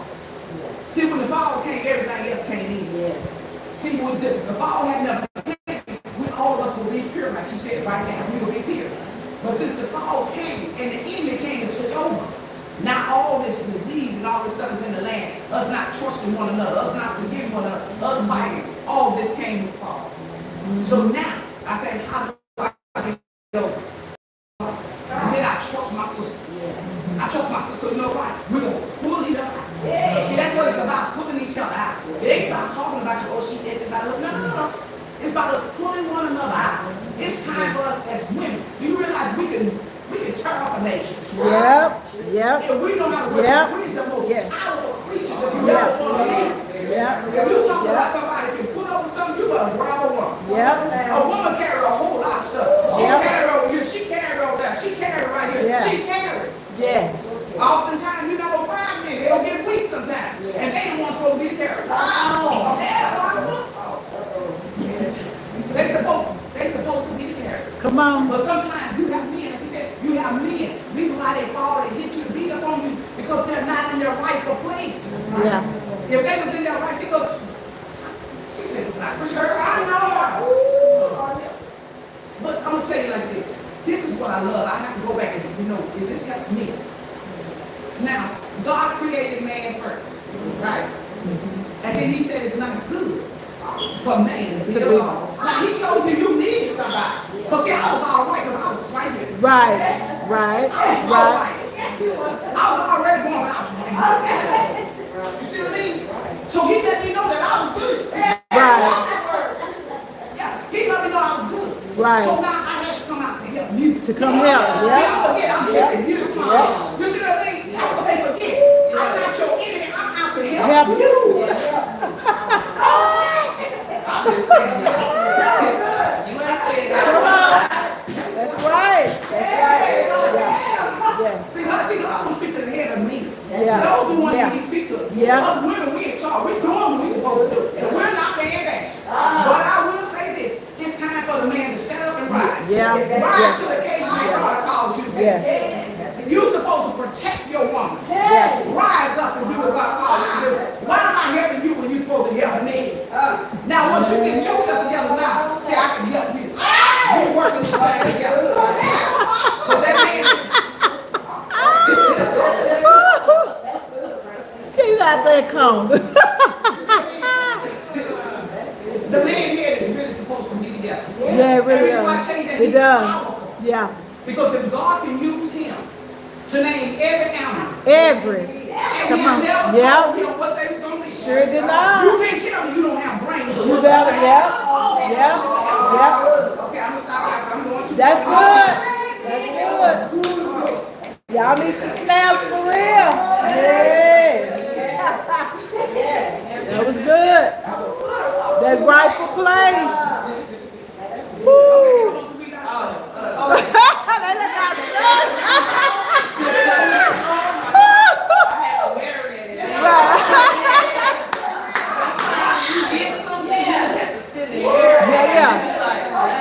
Yeah. And y'all women, y'all should have been added to that, because when God came back to the garden, what happened? He was looking for who?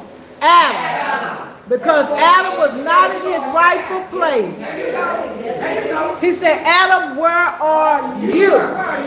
He didn't say, where are y'all? He said, where are you? Because I left you in charge. He's supposed to protect you. He's somewhere hiding. I'm sorry. I know we're looking at our subject. Yeah. But my question is, so if you see a spouse going into destruction, and you know the path that they're going down is not right, and then they put their family in a situation, how do you cope with this? How do you protect your house? So understand prayer. You understand what you got to do? You gotta do, baby. You gotta pray. It's just like, sometimes, I don't know if this is right, but sometimes I'm having that little fear, like, you know, we want to receive the consequences of things that you're not doing right. You know what I'm saying? That you're doing this, you're doing that. And you're not just been praying like, Lord, you know, just protect us, you know what I mean? I don't want to go through the destruction because of his disobedience. You will not. Everybody goes for their own sin. When you stand before God, it's for you. And but understand what you said. When they come to your house, let me tell you something, they help you right quick. You have saved husband, right? Mine. I'm not saying that. I'm speaking with women, right? Come on, there you go. Just be open. Ain't no this is no judgment zone up in here. Okay. The reason why I said that because what he's doing, he don't understand. That's foolishness what he's doing. But what he not understanding, he got a praying woman. Yep. See, God got me blood covered. Yep. He got my son Yep. blood covered. He got you blood covered. Because whatever it is, God is going to get him to that. See, he's already chasing my love. That's See, right. he's already calling on him. Yep. But he's running. But running, you're going to pay the price for running. See, Yeah. that's it. Don't tell you about it. Yes, he can. Because he going to get you one way or another. And it's not going to come out then. Because you're doing what God told you to do. If I'm faithful in doing what God told me to do, if I'm paying my tithe, if I'm preaching the word, if I'm doing everything that God told me to do, nothing going to harm me. He said nothing about anything shall harm me. You see what I mean? Nothing is going to harm you. But what's going to take place if the person don't get in position? You better be ready for destruction. Because at the end of the day, not only is it dealing with God, you dealing with the laws of the land. And if you fool around and mess up in the laws of the land, you're going to pay the price for what you done. And at the end of the day, God is going to forgive you, but you will still have to serve that consequence that you brought upon yourself. See what I mean? Yeah, buddy. So now think about it. You want to do good, we can't make it. Just live the life. Just be that person. But I'm telling you something. Listen, I've been in my marriage for a long time. And I don't, I still want to be my husband. I don't want to walk out my husband. But see, he going to have to line up with the word of God. You see, a lot of times people bash people that got married and get married again. Let me tell you something. I'm like this, I don't care if I've been married 100 years. If you don't get together and God say move, I'm moving. There you That's go. all it is. There you go. Because if that's the life you want to go down like that, I'm going to leave you going down there by yourself. But when God opens the door, I'm gone. I'm sorry. Y'all judge me all you want to. That's right. Anybody, no judgment zone. You see what I'm saying? No judgment zone. Because see, my peace is more important than me worried about you and you want to be in your house. Right. I'm not going to give you no Bible. I'm not giving you no pacifier. You should know that he said you'll know the truth and the truth will set you free. You will know the goodness of God. There ain't no way in the world you can know the goodness of God and turn your back on God. He said we can't touch the gospel pie and then turn back. There you go. Till we turn back, we ain't fit for the king. Yeah. So when you're not fit That's for the the word. king, you gonna go somewhere else. And I will pray for you. I don't want you to get in trouble. Yeah. I don't Yeah. want you to go to jail. I Yeah. want somebody to knock you upside your head. Come on. But the destruction that you're going in, you're going to receive those things. And I hate to say it, but that's what the world gives out there. Yep. See, you think the world is so good, I'm going to go back and I'm going to do it. You left it for a reason. And when we leave that thing, leave it alone. That's what they mean about leave it alone. Leave it alone. Because it's going to only bring trouble to you if you don't. Leave it alone. I have to leave it alone. They tell me I say don't. I was wrong. They But what I'm saying to you, baby, when I was young, God was talking to me like he did. He said, listen. And I'm like, I heard him because my grandmother spoke up a lot. My grandmother, that's my dad's mom. And she would tell you, you have a gift. And you don't understand right now. God will give it to you. You'll understand later once you, go up in your gift and get demonstrated. And she said, God will talk to me. And you don't see things. Don't tell me I don't see things on the kid. I don't know, I'm scared, But she was telling me about my gifts and stuff. And God talked to me. And he said, I was looking because I've always noticed people. And I had my baby. And then I was going to get with her father. We was together. And we was going to get an apartment. And Lord showed me, he said, you don't want that. See, every time we get in trouble, we won't listen. See, when you disobey, you don't listen, you're going to fall into something. He said, you don't want that. Don't do it. I looked and he was trying to do it, the work, the passes, the test, or something you don't got something. And I seen him struggling. And God showed me, he said, if you get me, you're going to struggle. You're going to carry all the weight.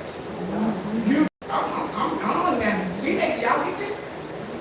You're going to carry all the weight. You're going to take care of him. He's going to hardly work. And you're going to be divided all the time. And I know I didn't walk like that because I was used to my dad That's all I knew. I went off of what I knew. Yeah. And I looked at him, and I said, oh, I ain't said no devil was alive, but probably now. Yeah. But I realized, I said, that's not what I want. So see, God will show you some things that you don't want. Yeah. A lot of times we look over what we don't want. And because we want to try to make it work, we want to try to make it happen. Baby, I'm not going to make it happen because it's going to happen all right. Right. Yep. Yep. That's why we get in trouble, because we can Yep. make things happen. Yep. I can change her. Right, right. Oh, I just be that good girl and that'll soon change. No. No. Take all that, right? And try to be nice. Right. Yep. You add trouble to your life. Yep.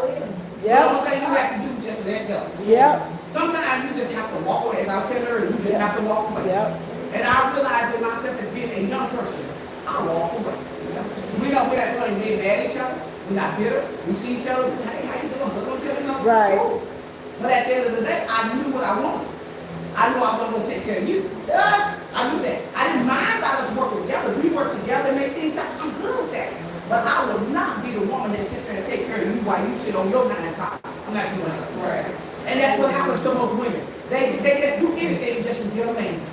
Baby, you don't need no anything just to get a man. I'm going to tell you something. Are you sure you got a man or do you have a boy? Oh, let's watch that. Because just because he's in this body of an age of 32, 25, 24, 23, 50, 60, just because you're in that age don't mean that's you. See, that's your age, but you might be sitting in 25 if you're 60. Yeah. You might be sitting in 13 if you are 35. I gotta watch your character. Because There you your go. character gonna Yeah. tell me Yeah. who you really are. Right. All of us can discern characters. Yes. Don't overlook what God is showing you because you have a gift. And that's the gift that He has given women. Yep. We have instinct. Yep. And your instinct gonna tell you what's Yes, going on. yes. Don't override your instinct. Yes, Because yes. that instinct gonna take, Yep. that ain't no good. Yep. And let me tell you something. Lay on down through years. Trust and believe. Everything that He said. Said it's gonna come to pass. Came to pass. I said, but if I didn't listen to that voice that was speaking to me, Yep. and I see people say, oh God, no, you're lying, but God talked to me. Come And I on. heard Him and I was listening. Yeah. I wasn't, and I'm going to tell you this, I wouldn't even say, Yeah, right. No, Yeah. that lie. Because if he did the Saul and he showed what Paul did. Right. You sure right. He can't talk to you. Yeah. God can speak to you. Yes, he can. You just have to listen. You just got to listen. Because He's speaking so many ways. Yep. Yep. So many ways. He Yep. showed you, baby, look. You're going to have to pamper this man all the time. Baby, look. You're going to look for him all the time. Baby, look. You're going to be sitting at home and in the street. Baby, look.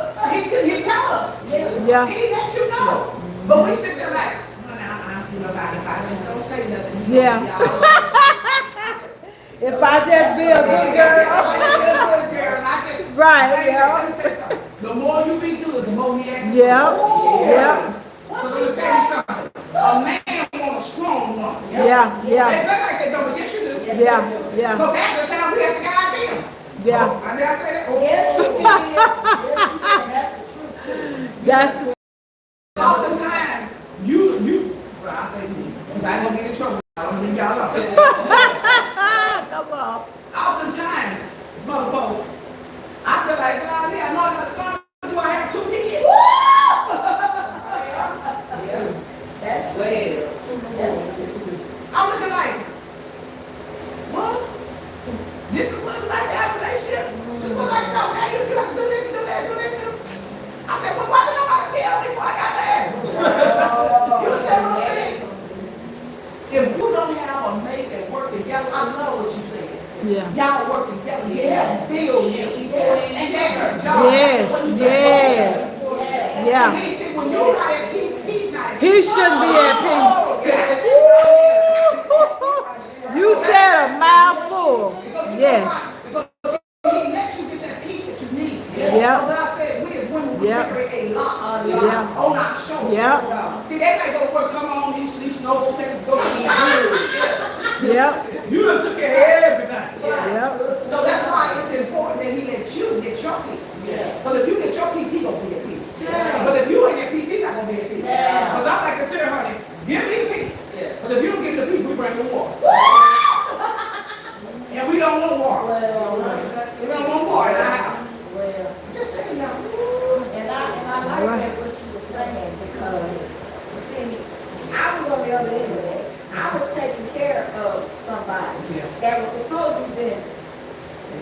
we supposed to be taking care of each other. But I did the, come on, women, I did the most work, okay? I bought the clothes, come on here. I cooked the food, what? Clean the house, yes. You did, but you didn't, come on. Did you give me money? Gave them up. Well, Listen, yeah. I've been on that part. I've been on that end. But That's not a good place to Can be. I ask you a question? Did it stop it from cheating since you did all this No, stuff? ma'am, it Oh.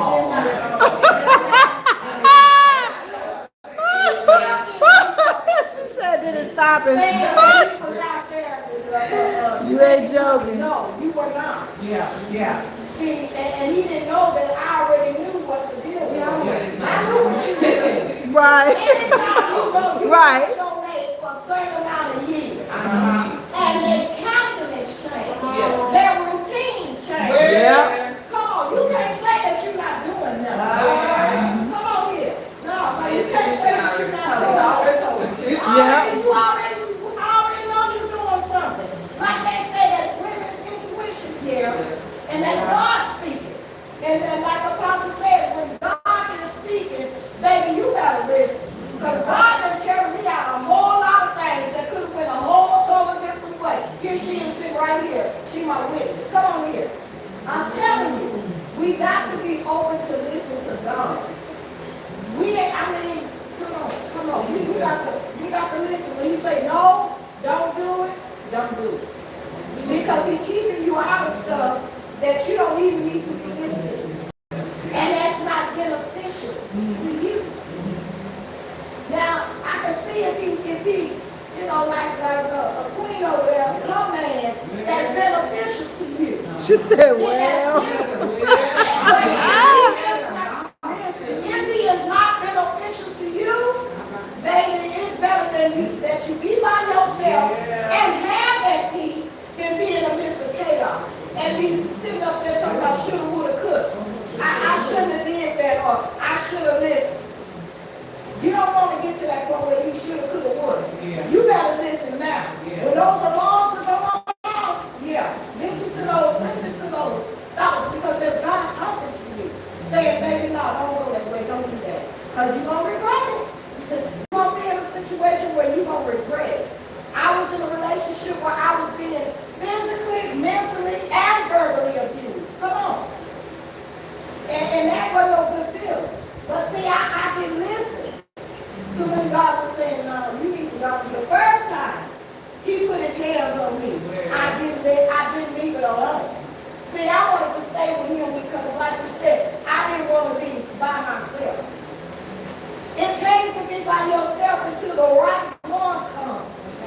Because if you been with somebody just so you won't be alone, baby, you won't be a good girl. All right. And in the meantime, in between time, Come on. just pray. Just pray. That's it. That's right. Pray for Just God. pray. Keep going. Don't let nothing separate you. Don't, in other words, don't stop. Keep going. I'm still with my husband. Keep going. You don't stop. You don't give up. God will let you know when it's over. But you just keep on praying and keep doing what God told you to do. Yes. That's it. That's it. But we can't change nobody else. We have to work on ourselves. That's it. Right. Okay. You bet. Got any questions? I'm ready. But this question kind of ties into what we talked about. Okay. Because you said something about, you being with a man that you gotta take care of. Yeah. But then after that, you deal with betrayal. And it says, how do you handle betrayal? See? Oh. So, like I said, but before I met my fiance, I was in a serious relationship for years. In between that, I had a little dating or whatever. That was like my last serious. And what I noticed was, it's the man's job to have stability. Come on. You gotta have your own car, your own place, your own money. Come on. Like that's how they learn. They have to learn how to be stable by themselves. They gotta get out of their system. If they don't get it out of their system and then they get with the one who's gonna take care of them, they're gonna continue to get comfortable. Oh, I'm good. I ain't gotta take care of nothing. Let me go text this another person. Let me go holler at her. You know what I'm saying? But like she said, the intuition. That God comes to everybody in different ways.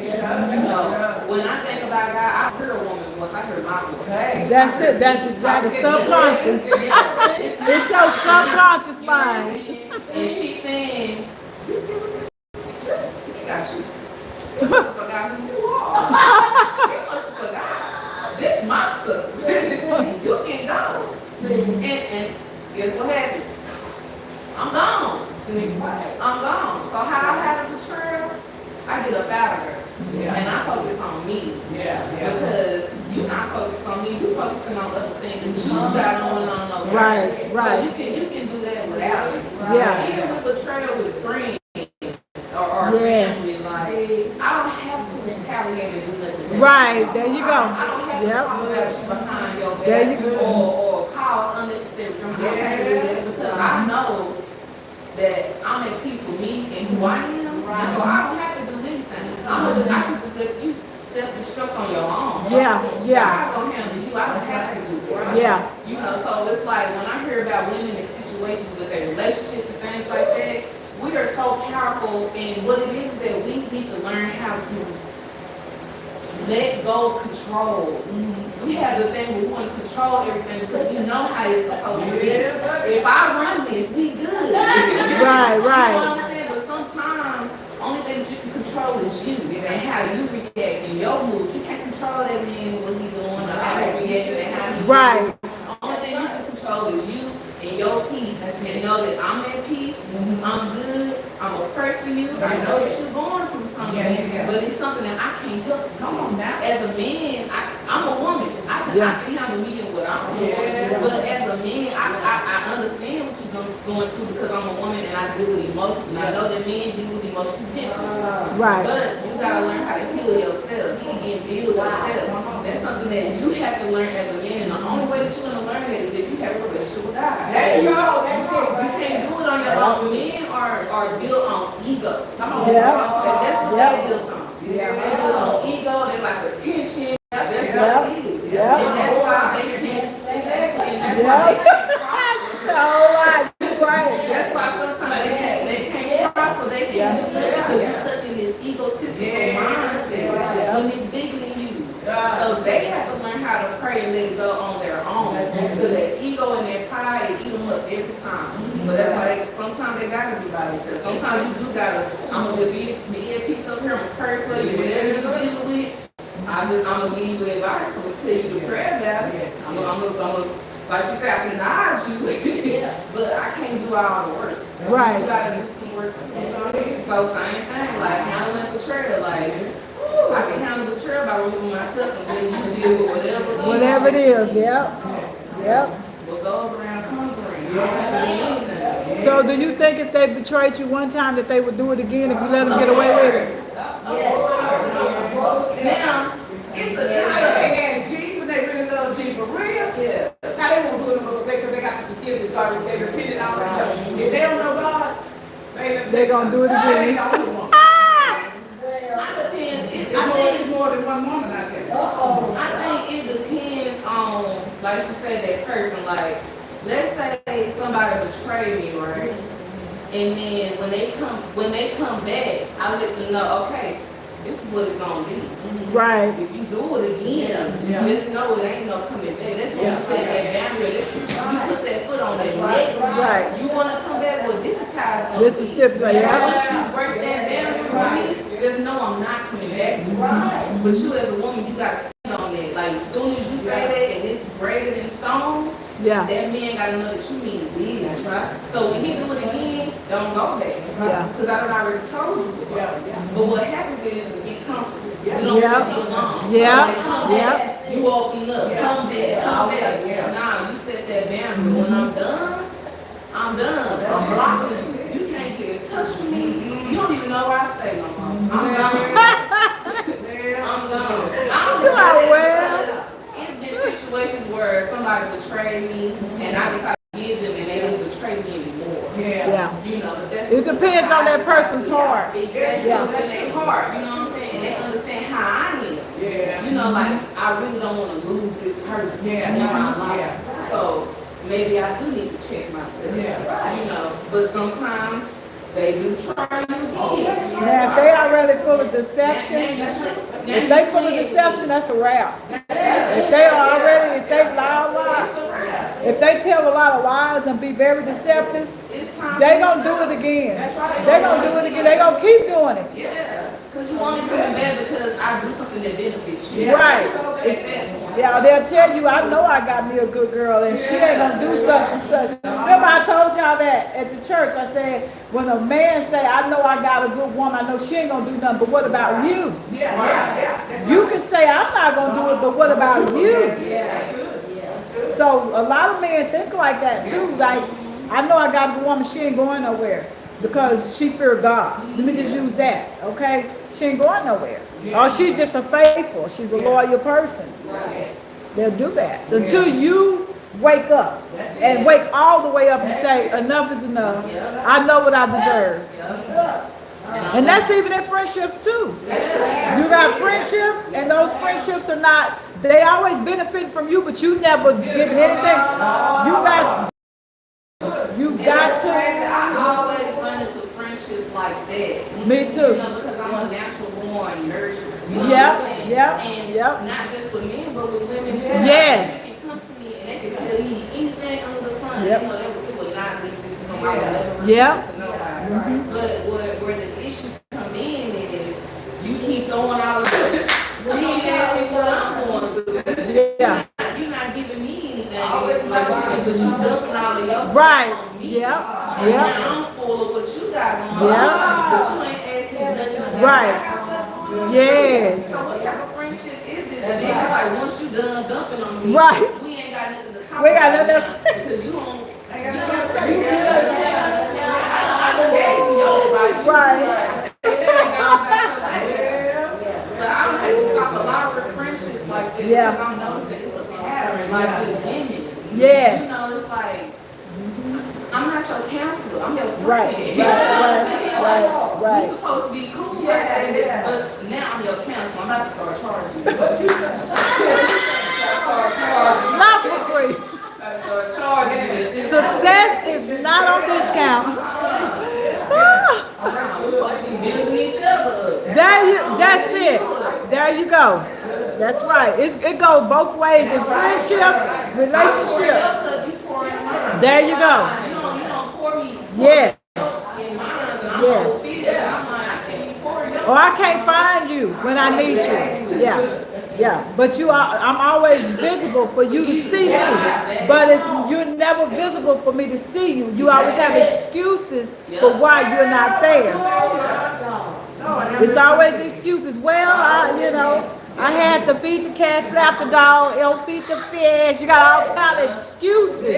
But when it's your time, come on, I'm right there.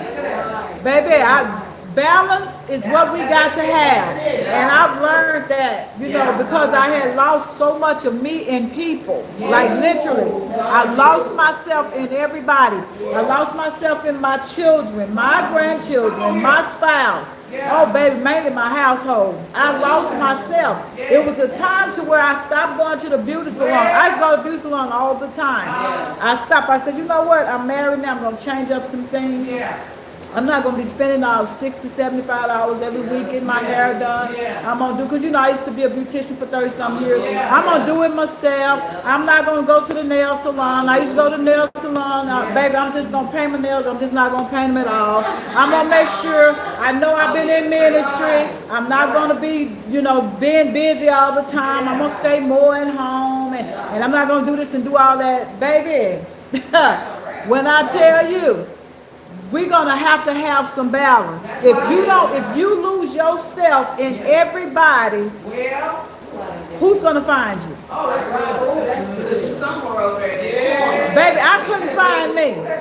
I could not find Rhonda, and it started getting frustrating because I would even cry out and say, "I need you to pour back into me. I need that. I need that," and I never got it. And you lose yourself so much so to where you almost give up. Come on now. That's the truth. Especially if you've not already been through a lot. Yes. When you start losing yourself in something, you like, you know what, I'm just done. I'm tired. I'm just done. But then once I found myself again, it ain't no more losing Rhonda. I ain't losing Rhonda for nobody. I see Rhonda. Huh? Right, there you go. I can see her now. At first I couldn't see her under all that stuff. Everybody else's stuff. No, I see Rhonda now. Yeah. And Rhonda ain't giving up herself no more. If I say no, no is no. If I say yes, then it's yes. Yeah. That's it. And see, I didn't have that. I didn't have boundaries, but everything was yes, okay, yes, okay, yes, okay. Making a song, yes, okay. Amen. Well, okay, let me get to mine. Yeah. It says, what advice would you give to someone that's been hurt by a loved one? Oh, that's what we were talking about. We dealt with that, remember that? So y'all don't have to go back over that. If you already dealt with that, just go to another question. Yeah, let me go there. Go Those are some of the questions that was given to me, and I put them in the box. Okay. So I just wrote them and put them in the box. So we dealt with that.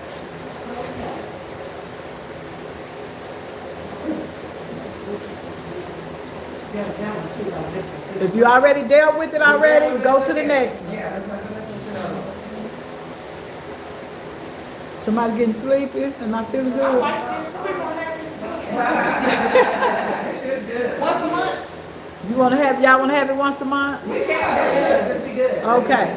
I got this one right here. Maybe we give this. I don't know. It said, why do good people? Is it too cold?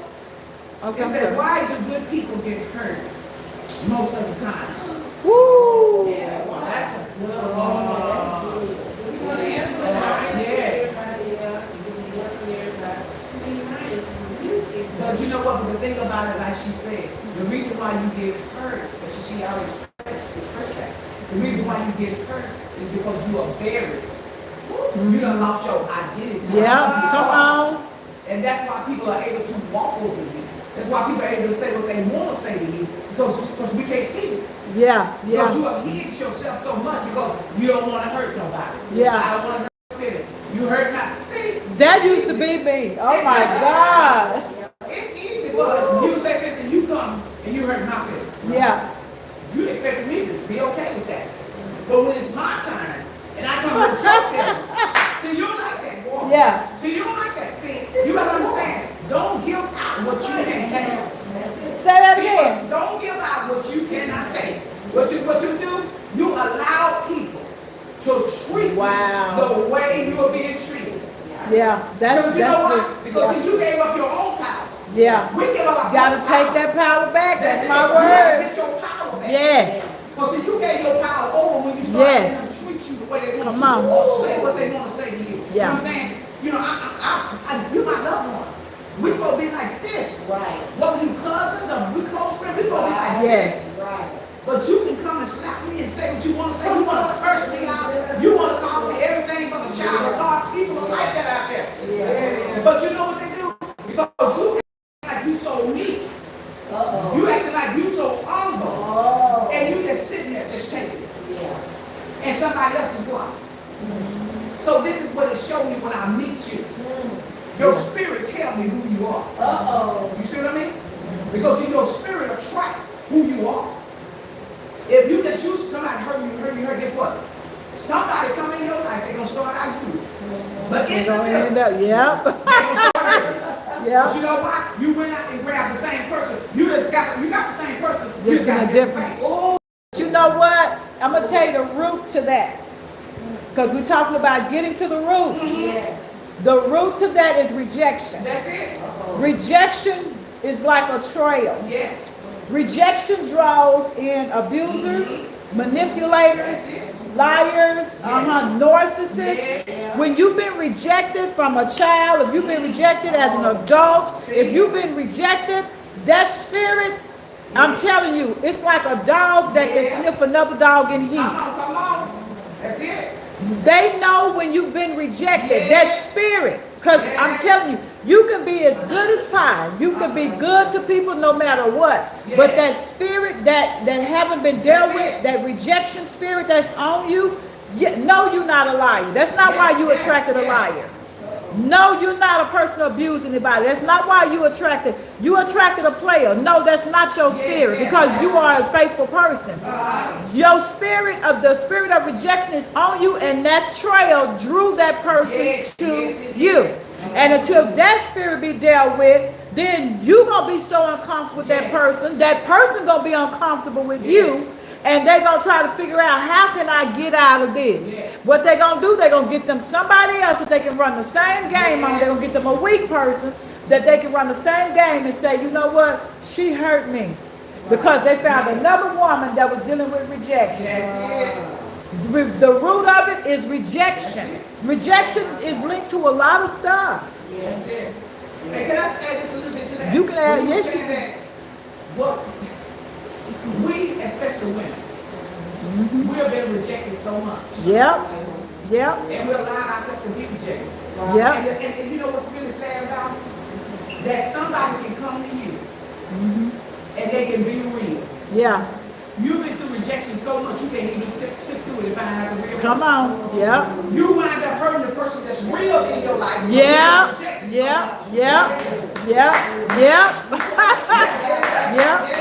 Because it ain't because he ain't sick. Right. Because people haven't came your Right. way. It's just that you've been hurt so much. That's it. You can't see it. God can send this God to you. And by you being rejected, you're going to reject her.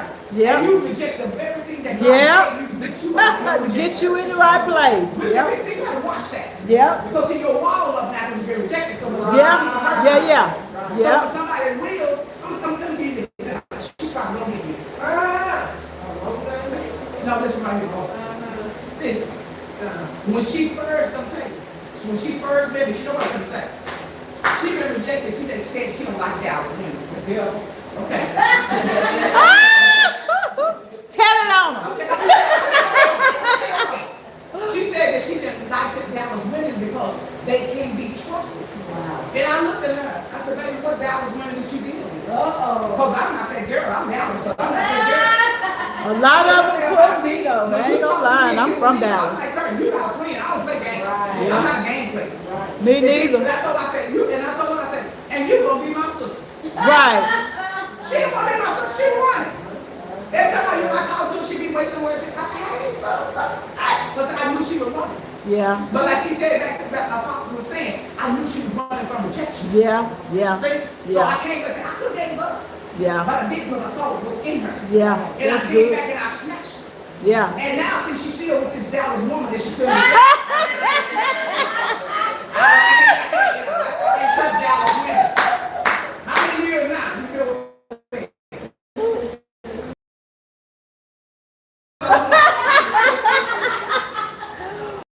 that's why you have to be careful. Yeah. Because see, the thing that she would have ran from me with, God sent me to her. Yeah. And see, now it ain't nothing that we can't talk about and tell each other. Come on. Because one thing about it, we straight with each other. Yeah. We don't lie. That's key. That's good. That's right. I ain't gonna pay anything, no, baby. Right. My spirit can't stand you. I got to stay away from Come you. on. That's true. I can't do fake. But God had to come in and develop a new spirit. Yeah. Listen, even though they reject you or hurt you, you still got to love them anyway. Yeah. That was the hardest thing I had to do in my life, is love somebody anyway.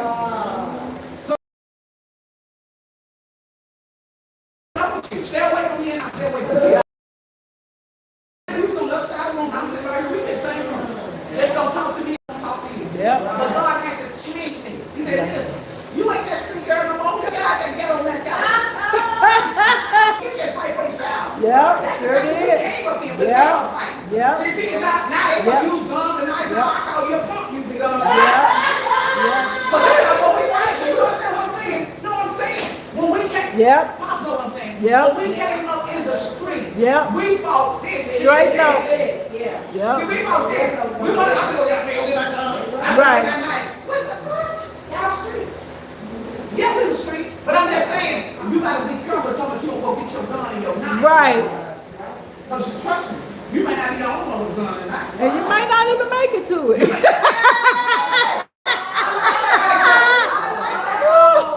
You gotta get to it. What you gonna do?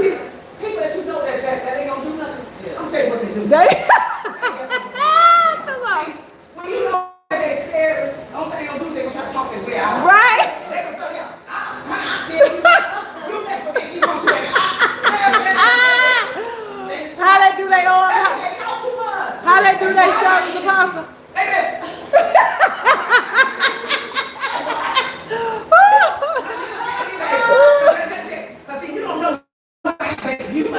know me. And you taking up too much time to be taking your earrings off. Oh, why you talking about you? You see what I'm saying? So you have to be careful. You have to be careful. Like, you know, I'm talking.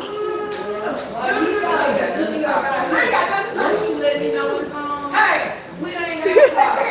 Ain't no You know what I'm saying? Let me tell you something. See if they want to water. Listen, this is what we used to be.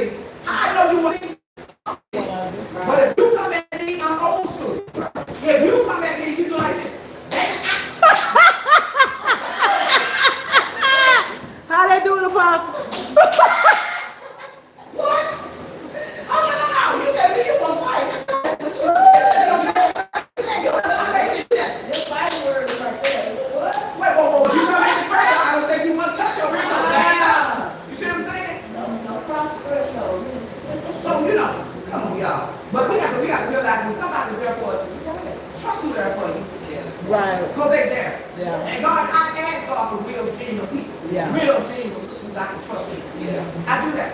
And I don't like people, my circle small. Oh, mine is too. Very small. I'm not trying to be, you know, I'm all that, I'm none of that. Because I'm all that in Jesus. But I keep my circle small. Yeah, but. Where I used to. So somebody go like crazy in your circle. So you have to put crazy out. So that's what I said. I help the people that's around me. I'm going to help you as much as I can. Because that's the way God had me. Yeah. I was a giver before I wasn't saved. I'm still a giver now. I'll help you in any way I can. Yeah. You don't always have you're not giving what I say. And that's it. Make it up. And there you go. Yeah. There you go. See, and that's not going to work. You see what I'm saying? And I can tell you, listen, I went down this road all the time as mothers. We, especially being mothers. If you've been down that road, you don't want your child to go down that road. Right. You don't want your friend to go down the road you went through. Right. But by you being hard-headed and won't listen, you're going to have to pay the price because you didn't listen. Yes. And that's what we get in trouble at when we won't listen. Yes. And somebody knows better where you being, listen to what they're saying. Right. But they're trying to save you from a lot of sorrows. Yes. Oh, God. I just have to tell my daughter that. And she probably listen, hey, baby, I love you. I used to tell her that. But her head was so hard she wouldn't listen. And she suffered a lot of things because she wouldn't listen. And some of the things she went through, I didn't even know. She told me later that she got over. That made me, want to cry. And, she nice skinny girl. But, like she went through, guys, some, they hear the word you can't tell and see.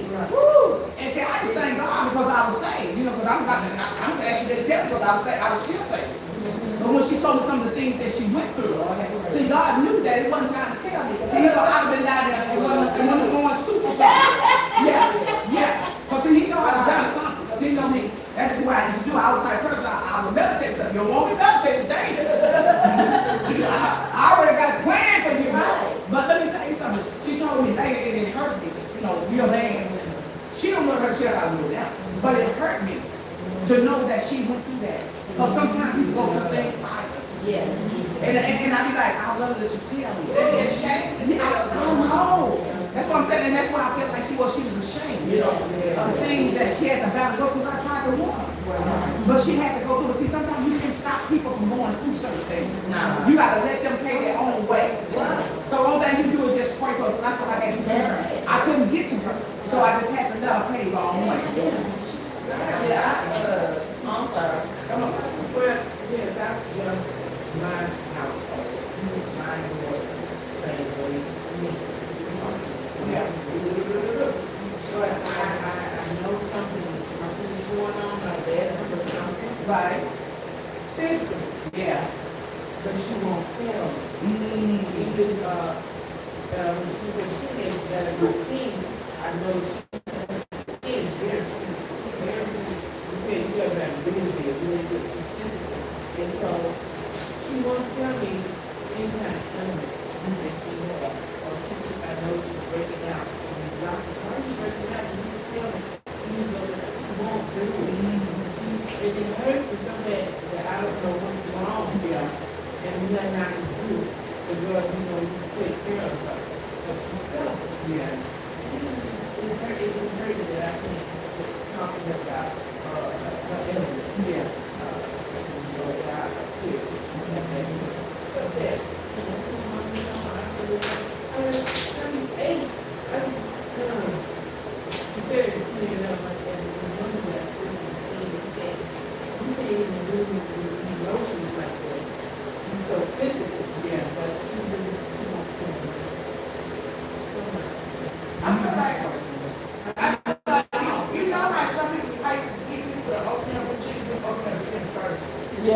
most of the You know, time. just so they can trust you. They can kinda trust you. You know, secrets that hurt you, you want to be pretty Yep. yourself. Yeah. Maybe I'm comfortable, I can do the same Yeah, thing. yeah. Because if you're talking to somebody that it's like you've never been through anything. And the only thing you giving me is every time you say something, it's always Bible. Yeah. Okay, I know about God. I know about God, but tell me something. Give me some common sense advice. Everything ain't always Bible. Some things just need you just need to teach me some things without always saying, well, let's go to the Bible. Okay, what did you do when you didn't have your Bible? Tell me, what did you do when you didn't have your Bible? See, because you're gonna have in this generation now, you're gonna have to have better answers than Jesus said this and Jesus did that. We know that. What other strategy did God give you to help these people that are struggling mentally? That they want to give up, and you come to them to oh, you can get over it. You just need Jesus. Who is Jesus? Some people might ask you, who is Jesus? Who is Jesus? Who is, they want to know. And then you be like, well, you evil and you this. No, you just don't know the answer. You just don't know the answer to it. So, and it's a lot of things that you talk about and it'll go over people's heads. So you have to you know what?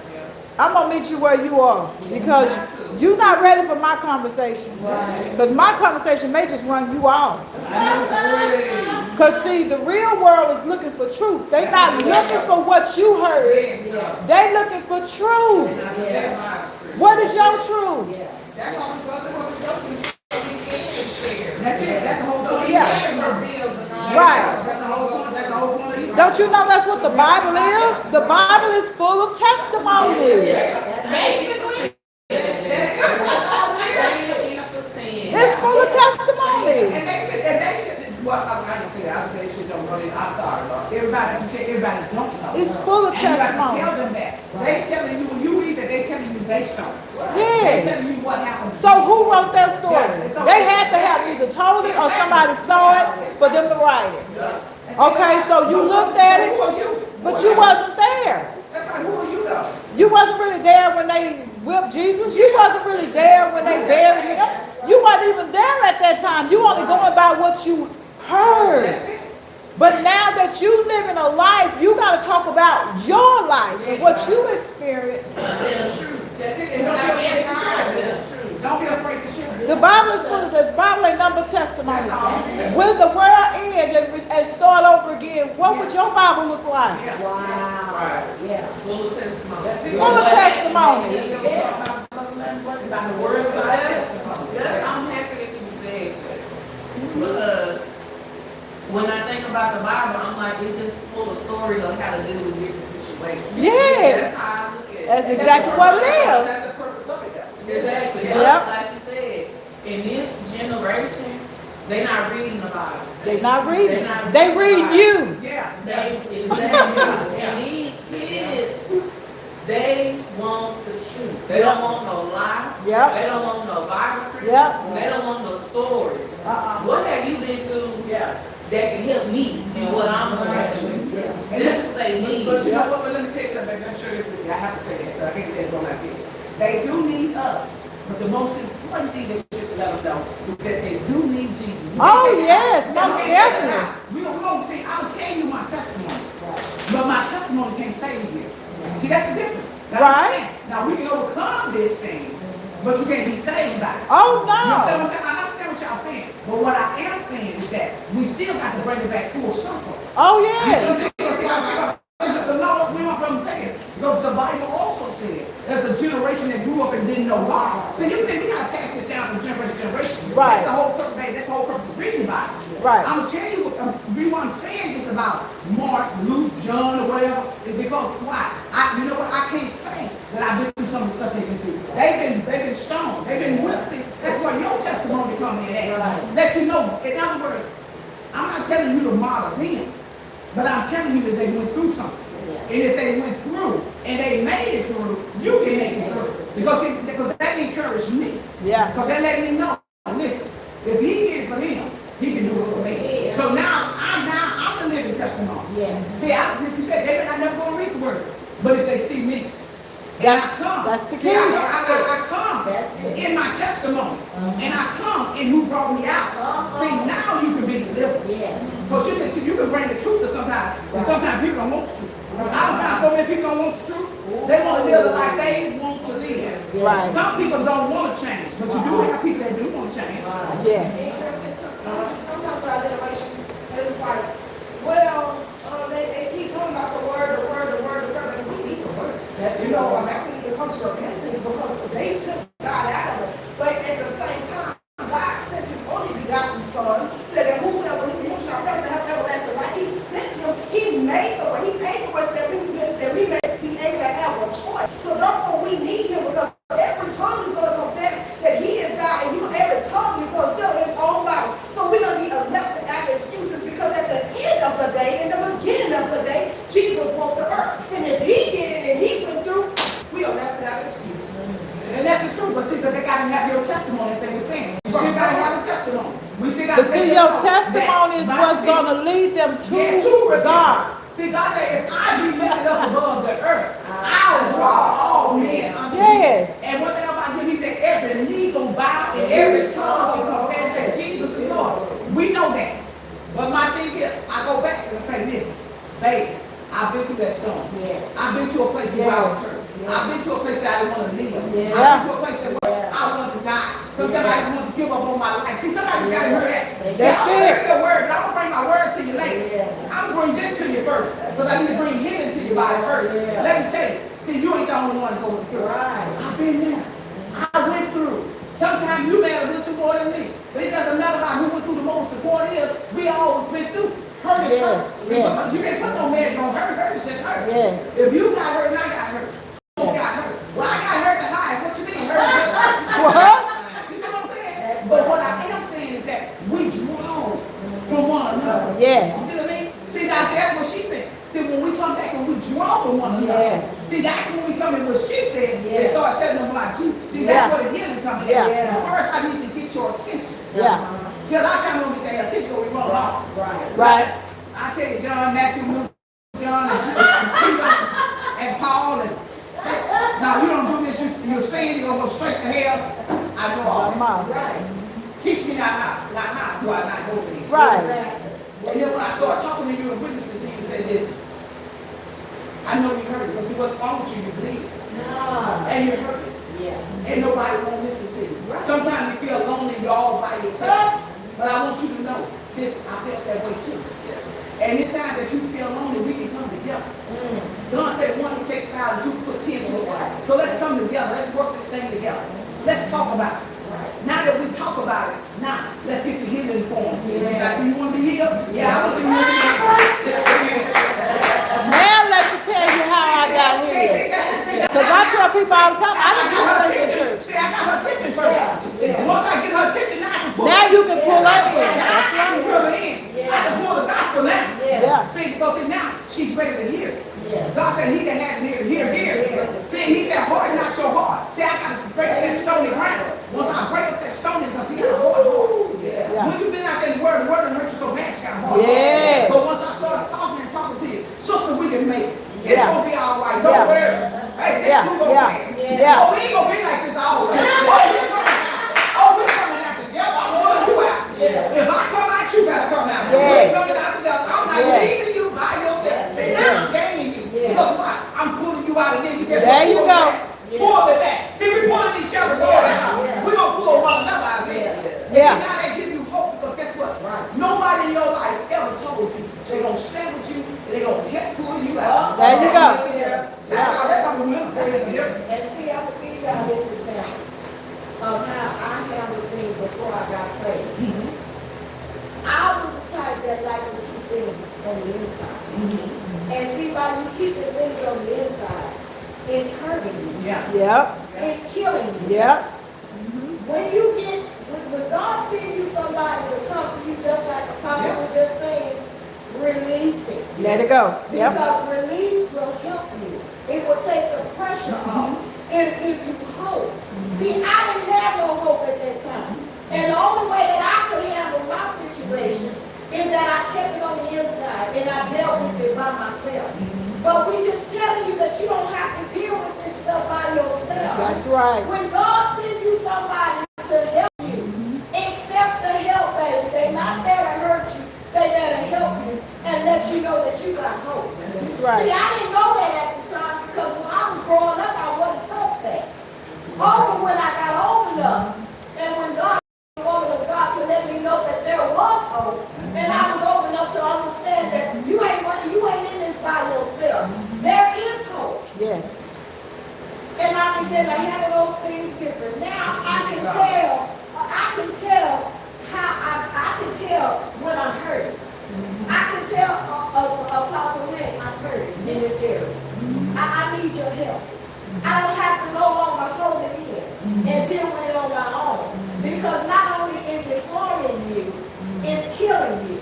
Right. Because it can make you physically sick. Yeah. I'm telling you something that I know because I've done it.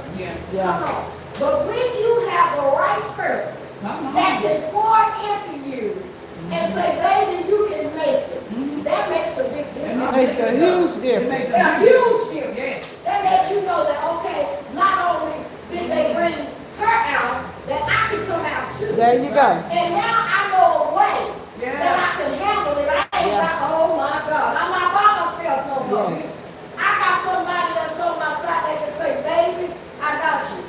We gonna get through this together. That's it. And that's what God used to pull her out. Yes. Because she was out in the world. I was in a deep, But see, because she wasn't saved. Yeah, she was real deep. She lost herself. She wasn't saved. But let me tell you something. Not only did I bring her Jesus, I brought demonstration. yes, she did. Because see, when he left, she didn't have no food with her. When she left, he cut the phone off of the phone and both of them angry. He had to deal with that. So he shut down. See, I just said, baby, Jesus gonna help you. I really gave her help. That's the difference. You Right. somebody. You don't just tell them, this, that, that. I went over there. I took her, didn't know her from Adam. But I took her out and got food in the house. The devil is like, I refuse to see you die. I got food in the house. I went and bought her a brand new phone. I don't play like that. I'm gonna help you when you will. See what I'm saying? So that's what I'm saying. We can only just talk. We gotta use demonstration. There you Show go. God's love for real. Don't just tell me God gonna make a way. You show me how you make a way. God said if you had it, need it, and you don't give it to a shame on you. Because you have the power to bring her out of what she's going through. See, we get scared because once we get something, we want to hold on to it. And you don't realize you're holding on like you're not going to get anything else. But see, God told me when I was having my little money, he said, what you doing? I had to let go. I had to let go. Because you know what? I had to learn, no, if I got this, I'm going to get some more. And I'm not saying it to say to me, what a cliche. Every time I'm out of somebody, I buy somebody something to do, so guess what? God always Yes, he do. You see He what I'm always saying? Because he blesses. said, I love the church, because not only that, he said, I give seed to the soul. To the soul, I say, I'm yes. sowing something out there. You know what I'm saying? I can sow love to her. And I sow love to a whole lot of people. I got in a place. And as she said, I was in that place. I was in that place last week. Do you hear me? I'm talking about right last week. I was sitting there, but nobody knew but me and Jesus. I was like, to myself, just a deep meditation. And then I started feeling kind of down in the spirit. And I started getting back up. And I feel down. And then I said, you know what? I let it go. Yeah. I didn't talk to nobody. I let it go. Let me tell you something. Show me how good God is. The thing that I was thinking about, and I was saying, oh my God. And I did some things, because I'm like that. God forgive me. This is my little shop.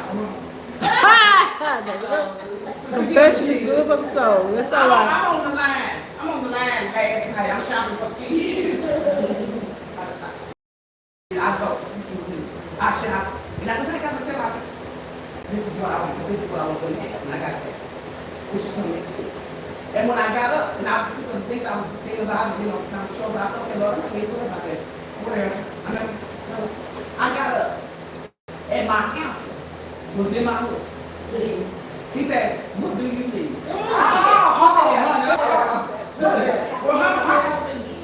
What do you need? How much do you need to go do what you need to do? Now I'm just telling y'all, I'm just telling you how God works. I came out of where I was. And I was saying to myself, oh my God, because I had already planned in my mind, I'm going to do this, I'm going to do this, because I had already planned. I knew I could do that. And when he came and said, you know what? You have to think, but let me tell you something. And he started talking. He said, what you need? praise, you don't know, somebody touch all the odds, what? Where do I go? Yeah, where do I go? He said, you know what? He said, check out that.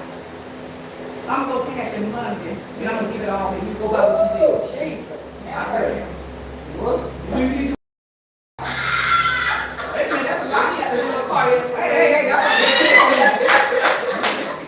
I'm like, oh my God. But then show you that once you learn to really trust God, Yes. and once you learn to really release and give, God will do it. See, it ain't always monetary. If I can just share with you what I'm going through, if you can just share with me what you're going through, God will deliver us and bring us out. Yeah. See, because I want them to have hope. Don't have hope in me, have hope in Him. That's right. I want them to, God will bring you out there. This too will pass. It ain't gonna always last like this.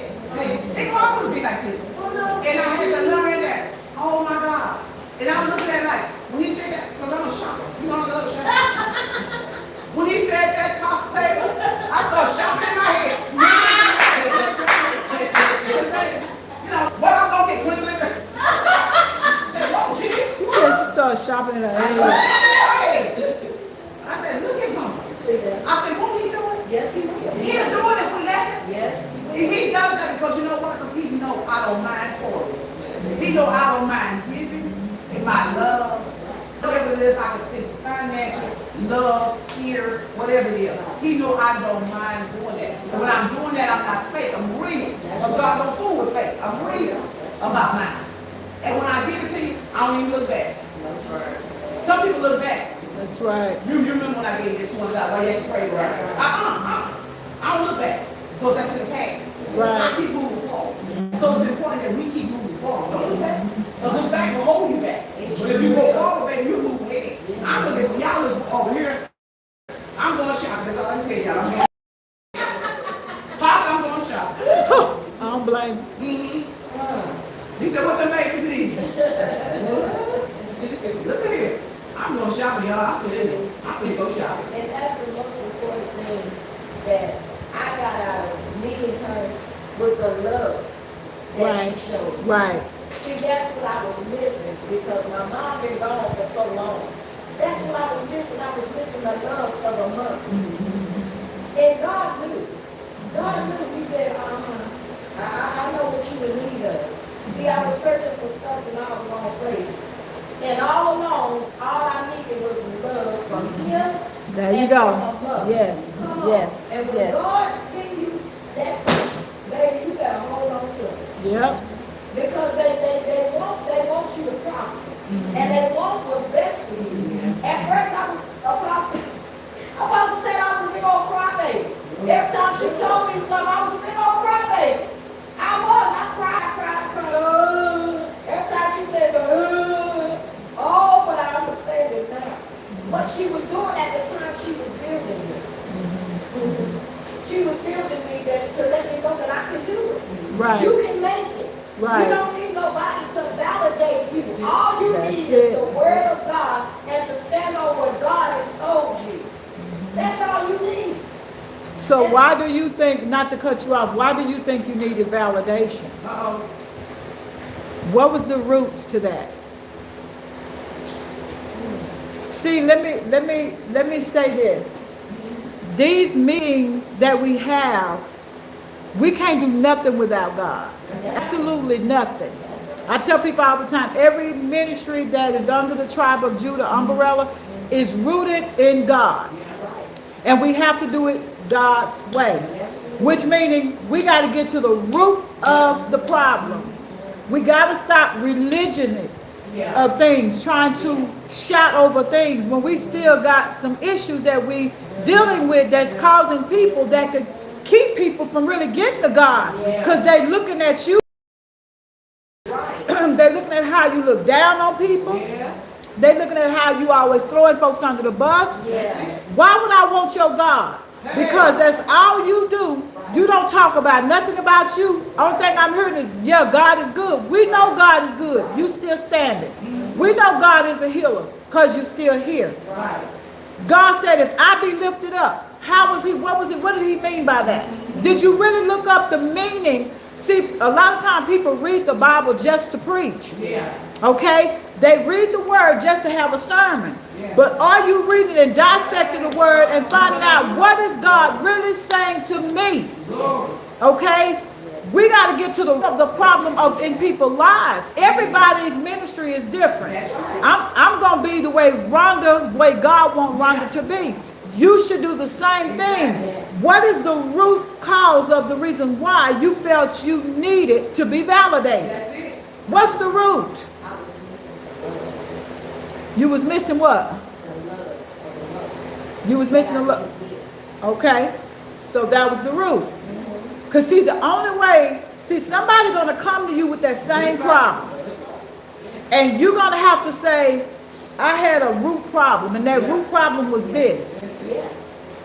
And God brought me out. And if God brought me out, he could bring you out. Yes, ma'am. So we got to learn to get to the root before we can start. When you go out there and cut that tree can still live through another tree. That's right. Because you didn't uproot it. That's it. Okay? So we got to learn to start uprooting things and dealing with the surface of it. And dealing with the root of it and not just the surface. Yes. Because you cut the tree down, you think the tree is gone. That tree is still there. If you can see the stump of that tree is still living. But it's living through another tree. So what is the root cause of the things that people shout over? That's it. That's it. What is the root cause? We know all this. We know about Jesus. We know Jesus died on the cross for our sins. We know that. What is the root cause? We back to the same thing. What is the root cause of your hurting? Somebody is wanting to know that. They got questions. People have questions like, I'm battling mentally. Yes. How can I get out of this thing that they done gave a name to called bipolar? What is it? I know you telling me to trust God, but I don't even know how to do that. These people got this kind of questions. So you can't just say, you just trusting. Because that'll frustrate a person that's battling mentally. You see what I'm saying? So this ministry and all of the ministries that's under this umbrella is to bring deliverance and healing. It's to get to the root of it. And however long it takes, I don't care if it takes 30 years, baby. Your healing process is not my healing process. It's not hers. It's not hers. Whatever you went through, you can't measure it by nobody else's. Everybody is not going through the same thing, haven't been through the same thing. But at the same time, you're going to have to ask God for discernment on the pity parties. Because you do have people that just want attention. I know you're right. They just want you to keep like, come on. You coughing. Let me give you a lot. Girl, sit down. You the same person with this all the time. Sit down. This lady over here needs attention. This lady about to commit suicide. Let's find out what's going on with her. We've been bathing you for 30 years. Let me come over here and bathe this woman. When you got a woman that can come in a church, the church is huge and it's Holy Ghost filled, and a girl goes sit in the pews and think about committing suicide, and God tells me, don't go to the front. Because at that time, I was working real close to the bishop. He said, I need you to sit in the back this time. Had I not sat in the back, that girl would have killed herself. When she went to the restroom, the first thing she told me was, nobody paid me any attention. Everybody was thinking about themselves. Look at those women down there with those pretty hats on. They walked right past me and didn't say 2 words to me. But we're so busy and so caught up, sha-da-da, do-do-do, do-do-do, and all that. You missing, and people are dying on your watch. So if you're not the solution, then you're the problem. That's right. Okay? You gotta say something positive. You can say. You have to look at too. It's not just in the church. We do a lot of talk about the church. We do go to church too. No, it's the world, period. They just sick. I'm just saying. You got some people out there in the world that's messed up too, real bad. Oh, yes. And we like to say, for one thing, we never been taught Right. to deal with things. That's it. That's your problem. Yeah. If you never been trained, never been taught, you don't know what to do. There you go. Whether you be in the world or in the street. Yeah. If you've never been taught that thing, you don't know what to do. You've been taught to suck it up. That's it. I think it's important that we learn things. Yeah. Don't stop learning. That's the problem we get into trouble with. Don't stop Yes, learning. yes. Start learning about those problems. Learn about those issues. Learn about the mental issues. You know, Yes. go into those things so when you talk to somebody, you know what you're talking about. There you go. There you Because go. they don't know what you're talking about anyway. They don't know it. Right, right. But you got to know how to deal with it. Like I said, you deal with different issues. Yes. And you got to know how to deal with those different issues. Yes. And how do I do that? That means you go study. Yes, Whatever it is yes. that they're going to go study. So therefore, when you run into them, you already know what to say and what to do. Timothy said that, didn't he? That's what he said. Study to show yourself. I divide the word truth. That's it. Study Yes. them so you'll know what to say. So I'm going to tell you something. The most important thing that, if I don't say nothing else today, the most important thing is, yes, they're out there in the street, and they do this, and they do that, and yeah, we know, But let me tell you something. The most worst dangerous thing is somebody that's in your own household. Come on. We can save the street, but we can't save our house. You better say it. Yep. Yep. That's a lot of times, that's You what can the have worst part snakes is right next to you. Yep. Yep. Yep. In other words, in your family. Yep. See, we go out there and talk about, oh, you know, he don't need to be doing this. He gay or she's gay. And this and that. We talk about, and you Yep. got somebody in your family. Yes. Yes. And on drugs. Yep. Yep. You Yep. have to stop that. Yes. You won't look, if I'm going to preach about it, listen, I need to be talking to my nephew, I need to be talking to my niece or brother. Yes. That needs to stop. Yes. Why am I telling your child to stop and I ain't talking to mine? I'm just saying. You know, we got to watch what we say. You better know it. Because it's in your house. Yes, it The is. talk is right there. Start here first. Yeah. See, then he said, Yep. charity begins Yep. with me. Then you go out Yeah. there. Yeah. I can start here. What's the Yeah. What's the problem? You got to. What is it? Why you not doing this? What's the problem? Why you don't? What's up? See, one thing about it, don't never think they don't want you just to do it. Because you know when they get sick, or something happens to them, The first thing they you the do. first one they call. Okay, pray for me. Can you pray? Yeah. Oh, you know Jesus now, huh? You know that too. Yeah. You know what I'm saying?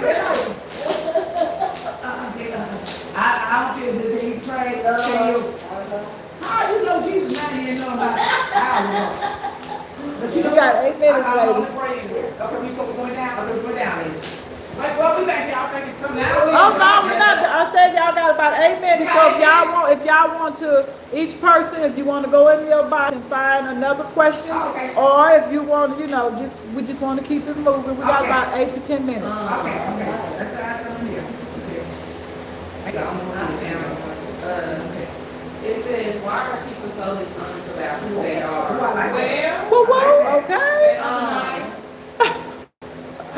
I feel like a lot of people are dishonest about who they are because they don't like who they are. They don't like themselves. Like, Yeah, that's some good. people they look in the mirror and just don't like themselves. But it's like that's where you get to the root. Why you don't like yourself? There you go. Who planted seeds in you to make you not like That. yourself? Yes. Was it your mama? Is it your childhood Yep. friends? Yep. Did somebody do something Yep. to you to make you feel like that? So Yep. it goes into what seeds were planted, what curses were put on me, because that's what it is. Yep. When people speak harm on you as a child, and it dwells on you and it stays on you, or stuff is on you that you've been through as a child, that's a curse. And it's gonna keep continuing to be a curse until you look in the mirror and realize and be honest and say, this happened to me. Yep. And it made me feel like this, and that is why I feel like this. That's why I'm moving like this. I didn't know that this was gonna affect me the way that it is. Wow. Like I put it in the back of my head, I wanted to forget, but it's showing me that it's still here. Yeah. The abuse is still here. Yeah, The yeah. bad words are still here. Like the stuff that was said about me is still here. Yeah. But I don't put it to the back of my head because it hurts to think about that. It's painful to think about that. Yeah. And that's why I don't like myself. Right. That's because you lying to yourself. That's Right. why. Yep. So when you stop lying to yourself and get to the root and actually figure out why do I not like myself, why am I dishonest with the things about how I feel about myself, you never gonna find happiness. That's right. That's true. That's right. That was good. That's good. All And right. that's I'm sorry, go ahead. Okay, in my situation, I was about 10, 12 years old. I got raped by my neighbor mother-in-law. Then he turned around and I was raped by my sister's wife. White, Another this is white, this is husband. husband. Oh, you said white. I mean, excuse me. And I have went through, some places to bring it out and open up. And I hated myself for a long time. I was quiet, didn't really talk because people would say, what you say? I don't understand you. So they weren't trying. And that, when you go through that, you stand before Yes. it hurts. Yeah. They wouldn't try. So now that I'm older and I can understand what I went through, and I can stop and we can talk about it. Okay, mine. Because I said, why do people use the Bible? We just said that. Why do people use the Bible for everything? What about common sense? Oh. Okay, let me help y'all with that. That's a good one. That's a good one. Common, that's so common. Yes, okay, they said, okay, why not common sense? First of all, you don't have common sense. Because if you had common sense, you would be doing the things that you do. Because you gotta understand, this ain't nothing to really talk about, yes. But let's talk about right and wrong. So let me get in your field since you want me to walk in this. Okay, with common sense, okay, we should know right or wrong, right? We know that because our parents taught us that. So we have no excuse to do the things that we do. But we say common sense. Did common sense tell you to go rob somebody? Did common sense tell you to cheat on somebody? Did common sense tell you to lie to somebody? Did common sense tell you to be a backbiter? See, the things that you say that's in the church is in the word. But I feel like I done had, well, see, I'm using common sense. I'm going to a party. Me and my friends, I think it was about 3 of us, I believe. And then this girl, I knew she had like me. It was all good, that's you. And then, okay, but you ain't using common sense. You mad like you drunk, and I know you ain't drunk as long as you're wicked. But we don't use common sense. She come up there, I like you. Tell my friend, I like you. I like you. But I don't like nobody else. You don't like nobody else. You like you and you. Oh, but in other words, you don't like me. So you drunk, I like you. And she drunk, I like you. I like you. But I don't like nobody else. What? Now, see, now my common sense is real in. Oh, I see you want to fight. So my common sense tells me, you better stand there and watch see everything she do. Don't turn your back on her. Don't move away. Because they don't tell me what she probably do because she already showed you she don't like you. Now my common sense is working saying, if you cross over here, I promise you won't get back. Yeah. Because then you playing like you drunk. Watch what you doing when you call me common sense. See, you want to tell me what you want to tell me, but you saying it's common sense. But what you really telling me is how you really feel about this we talked about earlier. You really feel that way. That's why you say what you say. And that's fine because I can't change your opinion. But what I can do, I can watch you. See, common sense tell me to watch you. See, I didn't use that scripture. I hear you use that scripture, right? Common sense tell me to watch you. Because if you're a snake, believe me, I believe you are. You better know I'm it. going to watch your bite because you got a bite that's coming, but it ain't going to come to me. Because I'm watching you. See, because now, don't get it twisted. The Bible, I love the Bible. But I can't go back to school on it in a minute. That's common sense. Common sense taught me how to fight for myself. Common sense taught me how to defend for myself. You know what I'm saying? Common sense told me how to deal with myself, even in my lonely self, as you say. In my lonely self, it taught me. So that's what it taught me. But let me tell you something. Did it help me get where I need to be? Where I really need to be? No. No, it didn't. But when I had somebody to come talk to me and tell me that everything's going to be all right. And what I mean about that, I ain't going to go to Bible. I know y'all think I'm going to Bible. I will. That's me. And it's okay because everybody in here love God. So it ain't no big. If you want to go Bible, go Bible. I'm just sure, but no. I learned, okay, even in the midst of that, like she said, it's a wood. You must learn not to Right. That was nobody trust you. Now see, when you say that you don't like nobody else, see, that's fighting words to me. Because what you're doing now, see, now you coming on my side. Now you getting in my space right now. See what I mean? So, but what I did, I just watched. Did it hurt me that she said that? Yes, it did. I said that it did hurt. You know, people around you, and then people all around, they partying and dancing, this kind of thing, they like everybody else but you. Yeah, that bothered me. You know, but I didn't let it, see, I didn't let it still in my mind. See, you can't let that stuff get buried in here. But when you say, oh, you know, they say I don't be nothing, they don't like, they say, oh, they say I didn't look good. Let me tell you something. Don't feed off of that. Because what she said earlier, you make a rule out of this. Yes, you will. I learned that whatever you say, push it out of my head. Yeah. And I wouldn't say it then, I pushed it out. Because I wasn't going to let it affect me. Because when I let it affect me, then that becomes a problem. See, now I'm down on myself. Why? Because something happened to me, 20, 30, 50 years ago. Still resting in my heart. Because I didn't release it and let it go. How do I release it and let it go? I'm not going to let your negativity bother whatever's going on in my life. I said, when you recognize who you are, then nothing can come and affect you. Now, I'm never saying nothing will hit you, but it won't affect your life. Right. See, I have to stop you from affecting my life. See, if I let you be that strong in my life, I don't have no power. I'm lost. I lost my power. I got to recognize who I am. And once I recognize who I was, oh, it was dangerous then. Right. So you can do whatever you want to do, as long as I didn't know. But now Right. I know. Yeah. See, now that I done came to myself, you can't do what you want to do. That's right. All right. Mine Y'all got- says, the Bible says, whom God put together, let no man or woman separate. The question is, what if God didn't give you the person you made? Well, you don't use common sense on that. You don't use common sense. I love it. Let's go. What'd you say? What'd you say? Is she gonna do what? You don't use common sense.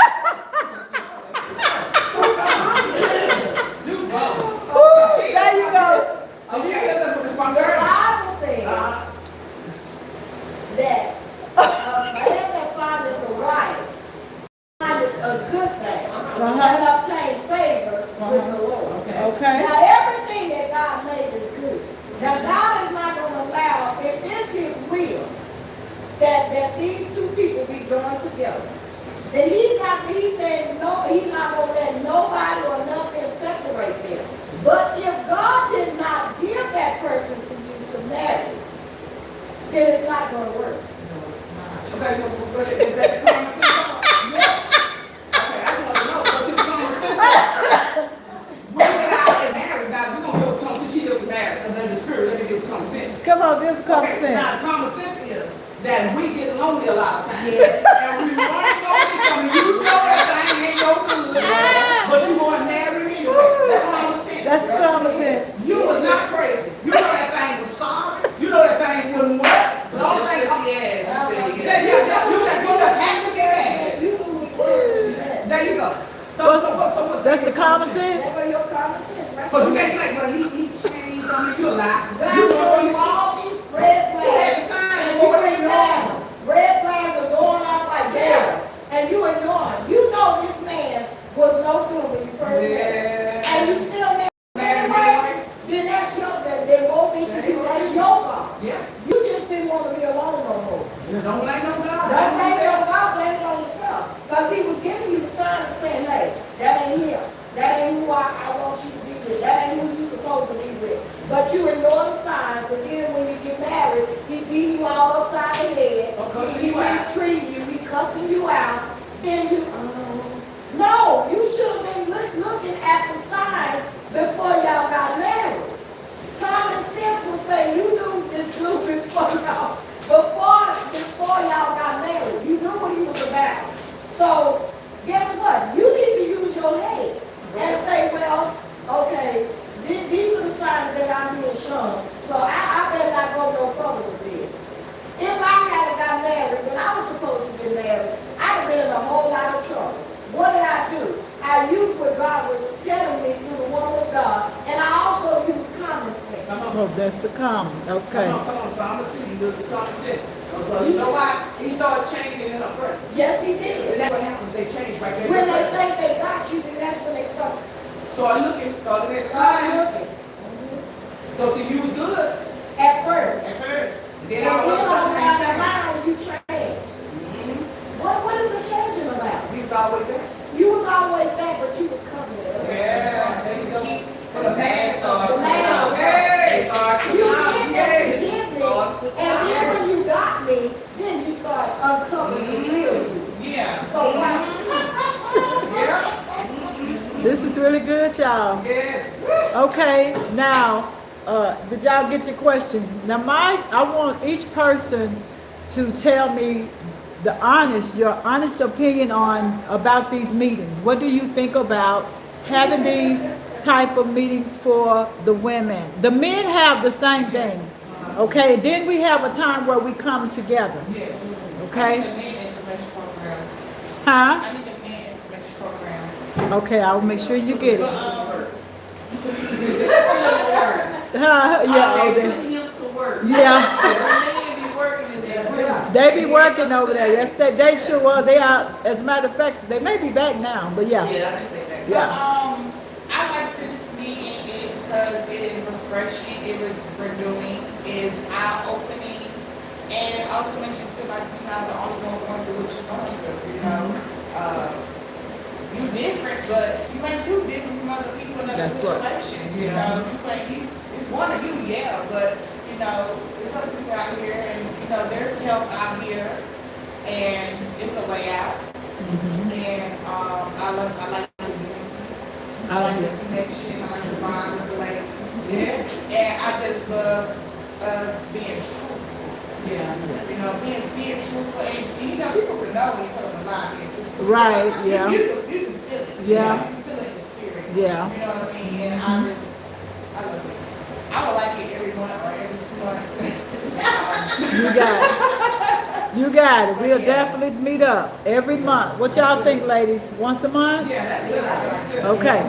Anybody else? Okay. I want to ask my granddaughter. She's the youngest one in here. What did you think about the meeting? You can turn that fan off. We had the fan on because of that smell that was strong. I know I didn't say nothing about myself, but I'm just like soaking in, applying it to my life. I like how everybody just comfortable with like talking about it. Yeah, that's good. But y'all, you know, we church on the same thing. Anybody else? To me, it's, I always like to get it off my shoulders. And once you talk about a situation, or talk with someone you trust, just relax with, you feel a relief. Yeah. You Yeah. feel a relief. Roll Yeah, off. that I got it out. I Yeah. talked about it, so I feel good. So, you know, trust. That's good. Anybody else? And I really enjoy it. Yeah. And I want to continue once a month. It really helped me Yeah. that what I have been through in childhood and up to adult now, it helped me a lot. Yeah. Let me get to the root.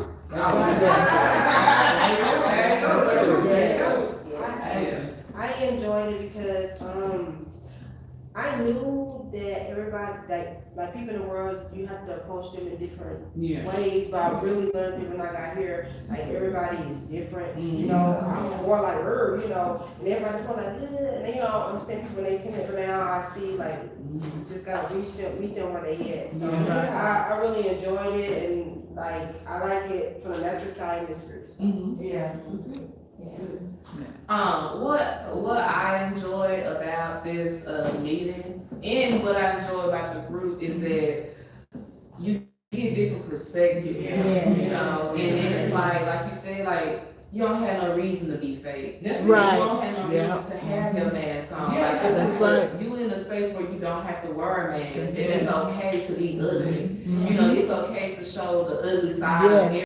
and just get it out. Yeah. You know, so I really enjoyed it. I want to thank you, Amy, because she knows I used to be sitting in the back. Yes, she did. It is very smart. Yeah, I used to not say nothing. You know, my fiance is the one that even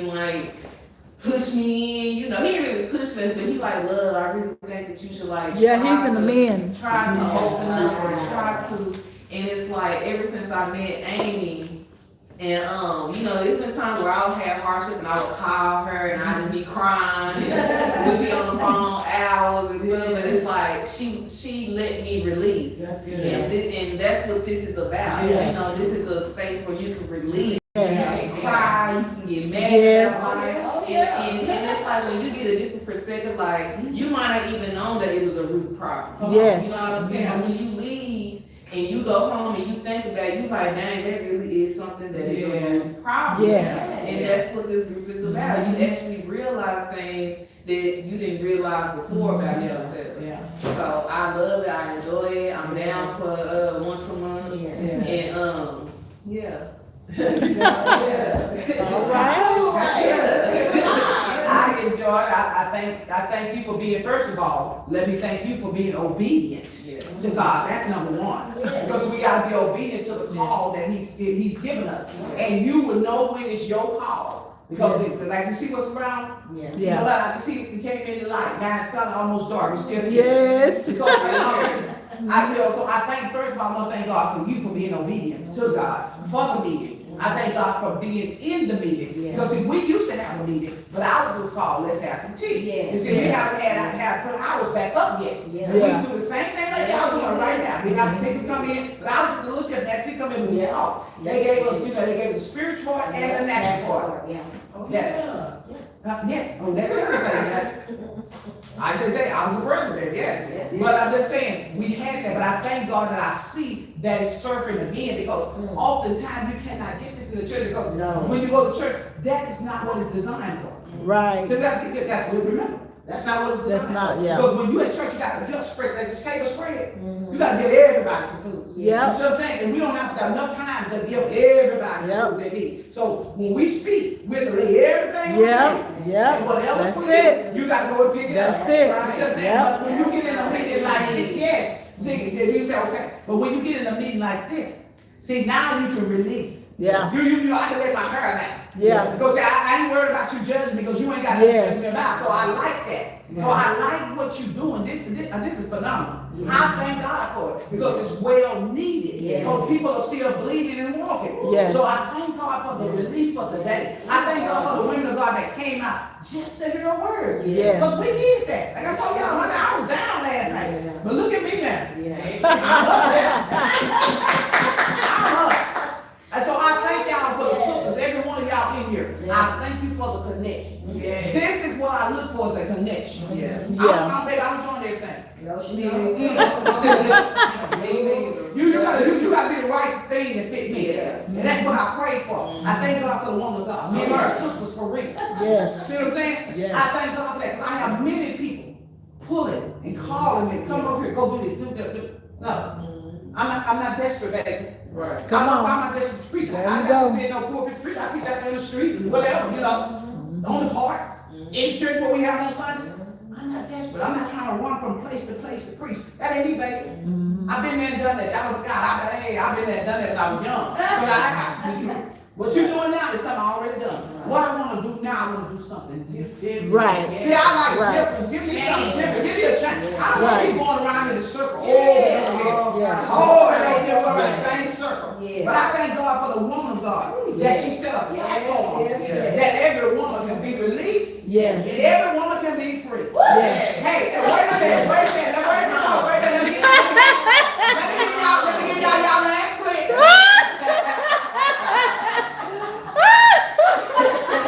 Let me give y'all last clip now. See, look at this. And remember this. Yeah. Because they won't always be like this. That's right. See, it started out like this. Yeah. But God is getting ready to make it bigger. Yes, it is. Yes, it is. Yeah. I gotta chill. Lord. You know, Yes, he getting ready to make it bigger. See, this is the start. Oh, this Yes, is the it start. is. There's gonna be so many women that Yes. sit around because this is what they need. Yes. Yeah. And no offense to Sarah J. No offense to you, Sarah J. So you can't sue me. I ain't no offense. Yes, she's doing a great and mighty work. But let me tell you something. She doing Yeah. Apostle Taylor, a great, mighty woman. Yes, she is. And God is gonna make it known, just like he make her known. Oh, He's gonna make it yes. known. She got to be somewhere else to host the people. Oh, That's my clique. That's my clique. Anybody else? That's it. I truly enjoyed this. Apostle Taylor, I count it a privilege and an honor to be able to be one of the panelists at the table. I could have just been sitting out there, but I appreciate the things that you are doing in the ministry. I appreciate being able to be not only pouring out to people, but being poured into. Because oftentimes, Apostle, we're pouring out, Yes. but we're not being poured back into. Yes. So to be able to sit here and be poured back into. Wow, bless listen, you. yes. I'm like, girl, all this just What a blessing. Yeah. And woman of God, I done got me another angel now. Yes, you have. I love you. I love you too. I love you That's too. my sister. Yes, I appreciate everybody that is here, those that came, those that was on live, commenting on live. Yes.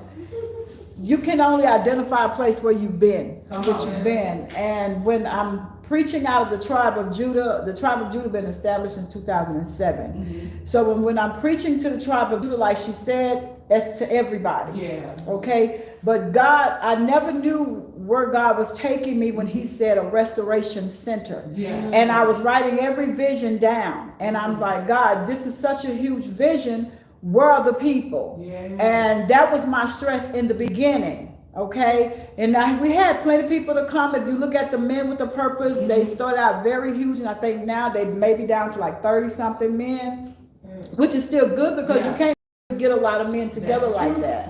And so in our women's group, we have two sets of group, a group of 20, because I can't get everybody together on the same, with my phone. So I got a group of 20 and a group of 14? So we do have a lot of women. I got women that's overseas also, because I got spiritual kids in overseas, Africa, Jamaica. So a lot of people are listening, they're paying attention, because it's a global thing. Yeah. And for so long I stressed, I'm just being honest, because I know I can be vulnerable with you women and whoever else that's around. For a while, I didn't have the faith because I didn't see it. And I knew that I had a huge vision. And I knew a lot of times I was linking up to a lot of snakes. I was linking up to a lot of people that was wanting so much from me. And sometimes I would sit my ministry down and I would go and help them build theirs. And I did that for years. For years. A lot of times I would literally, my grandbaby, I'm gonna tell you, I would go to other people's ministries, and I would spend 4 and 5 years training and equipping them. I would go out of town, train and equip the leaders on how to do evangelism and do a whole lot of things. And when I tell you, nobody ever poured back. It was like I constantly kept pouring out into so many leaders, and I've trained so many leaders. I don't want no recognition. I don't want them to say, I don't need your pat on the back because you done stabbed me too much. So I don't need Jason patting me. So what I do is now I just, I done grew up a lot, and when it comes to the things of God, I look at it and I smile. I'm like, I'm gonna love you anyway, because something must have happened to you to cause you to have a betrayal-like spirit the way you are. So now where God is taking this ministry, I don't have time to play. I don't have time. I'm doing it God's way. I'm not doing it the way people do it. I ask God to make me different. I'm a different individual. I'm not like everybody else, and so I'm not for that. But this ministry is unique because it's going to be a lot of women from all walks of life that's coming here. Prostitutes, drug addicts, you name it, they coming. And when they come, we got to make it a setting like this. We got to make it a setting like this, because if not, it'll make them feel uneasy. I know I was there. When I came in to the church and sit down, and I had on slacks, had on some big earrings. That was my first time ever not going to church, but coming back to the church. Okay, just had a child. I didn't, dressing. Okay, my mom and them, they used to dress. They kept their head covered and all that. My mom and them used to dress like the way Muslims dress. But they wasn't. They wasn't Muslim, but they dressed like that. But anyway, I was raised in the church, so I knew. But at the same time, during that time, I hadn't had a child. You know, I had gotten out there and did my thing. I came into church back home. When I got there, the first thing the lady that was preaching, the first thing she talked about was my earrings and my clothes. And I sat there. A lot of people are like, well, that was an excuse for you to go back in the world. No, it wasn't, because this is supposed to be a hospital. That's it. If I can't come here and get well, then I don't need to be here. What is my reason for coming to church if I can't come to get healed? That's good. No, you're not my healer, but God, you said God called you. Well, you better talk. Now, if God called you to be a person to bring me medication, you're supposed to give me the right dosage. You're not supposed to be giving me the off-brand. Come on, yeah. Come on, yeah. You understand me? So don't give me off-brand. Don't give me off-brand and then say this is like Tylenol. No, give me Tylenol. I know you're right. You know what I'm saying? So that's what God is looking for in Rhonda. I can't speak for everybody else. And I'm not for everybody. And everybody is not for me. And I had to learn that. It took me years, because I used to get, cry, be like, why they treat me like that? Like I'm not I'm less than them. No, I'm not. They seen something in me at that time that I didn't see in myself. But now that I see it, the devil is in trouble, and they are too. Because this ministry has been growing, and it's going to continue to grow. All 5 of them, they're going to grow, because God said it. I didn't say it. So I appreciate all of you all for coming. I appreciate you, Apostle. When we have settings like this, we call each other Queen. We do. Yeah. Queen Taylor, Queen Jones, Queen. We don't do, it's nothing against it, but we want to make it to where everybody feel like who they are. Yeah. Queen, Queen, Queen. So nobody won't feel out of place. That's it. It's not that it's not churchy. It's not this, because God is in the center of everything. Yeah, exactly. But you want to make it conducive. Yeah. Come in, they go back out, and they be like, man, They think about it. okay? So this is what these meetings are about. I love the type of people that comes here. Yeah. Alcoholics, somebody come in and they drinking or whatever, Yeah. Let them be. That's it. let them sit down. That's it. That's what this is for. That's it. So I appreciate each and every one of you for coming out and spending your time. I have a gift for my panelists. One of them left a little early, so hey, she's still gonna get a gift. Yeah. I appreciate you all. I don't take people for granted. I hate betrayal. I hate to be lied to. I don't like manipulation. I don't like none of that. I hate that with a passion, So I give to people the way I want to be treated. Yeah. I love you. I expect that same love back. If I respect you, I expect for you to respect me. Because respect is not something that you give to people. You have to earn that. And I've earned my respect. And in the time that I'm not being respected, I have to cut ties. So, in all love, Queens, what do y'all do? We had an amazing time. Yes.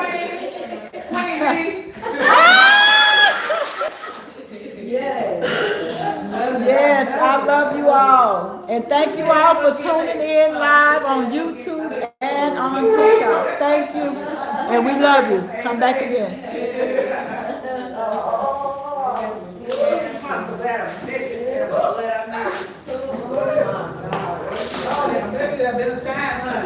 I go home and just eat it.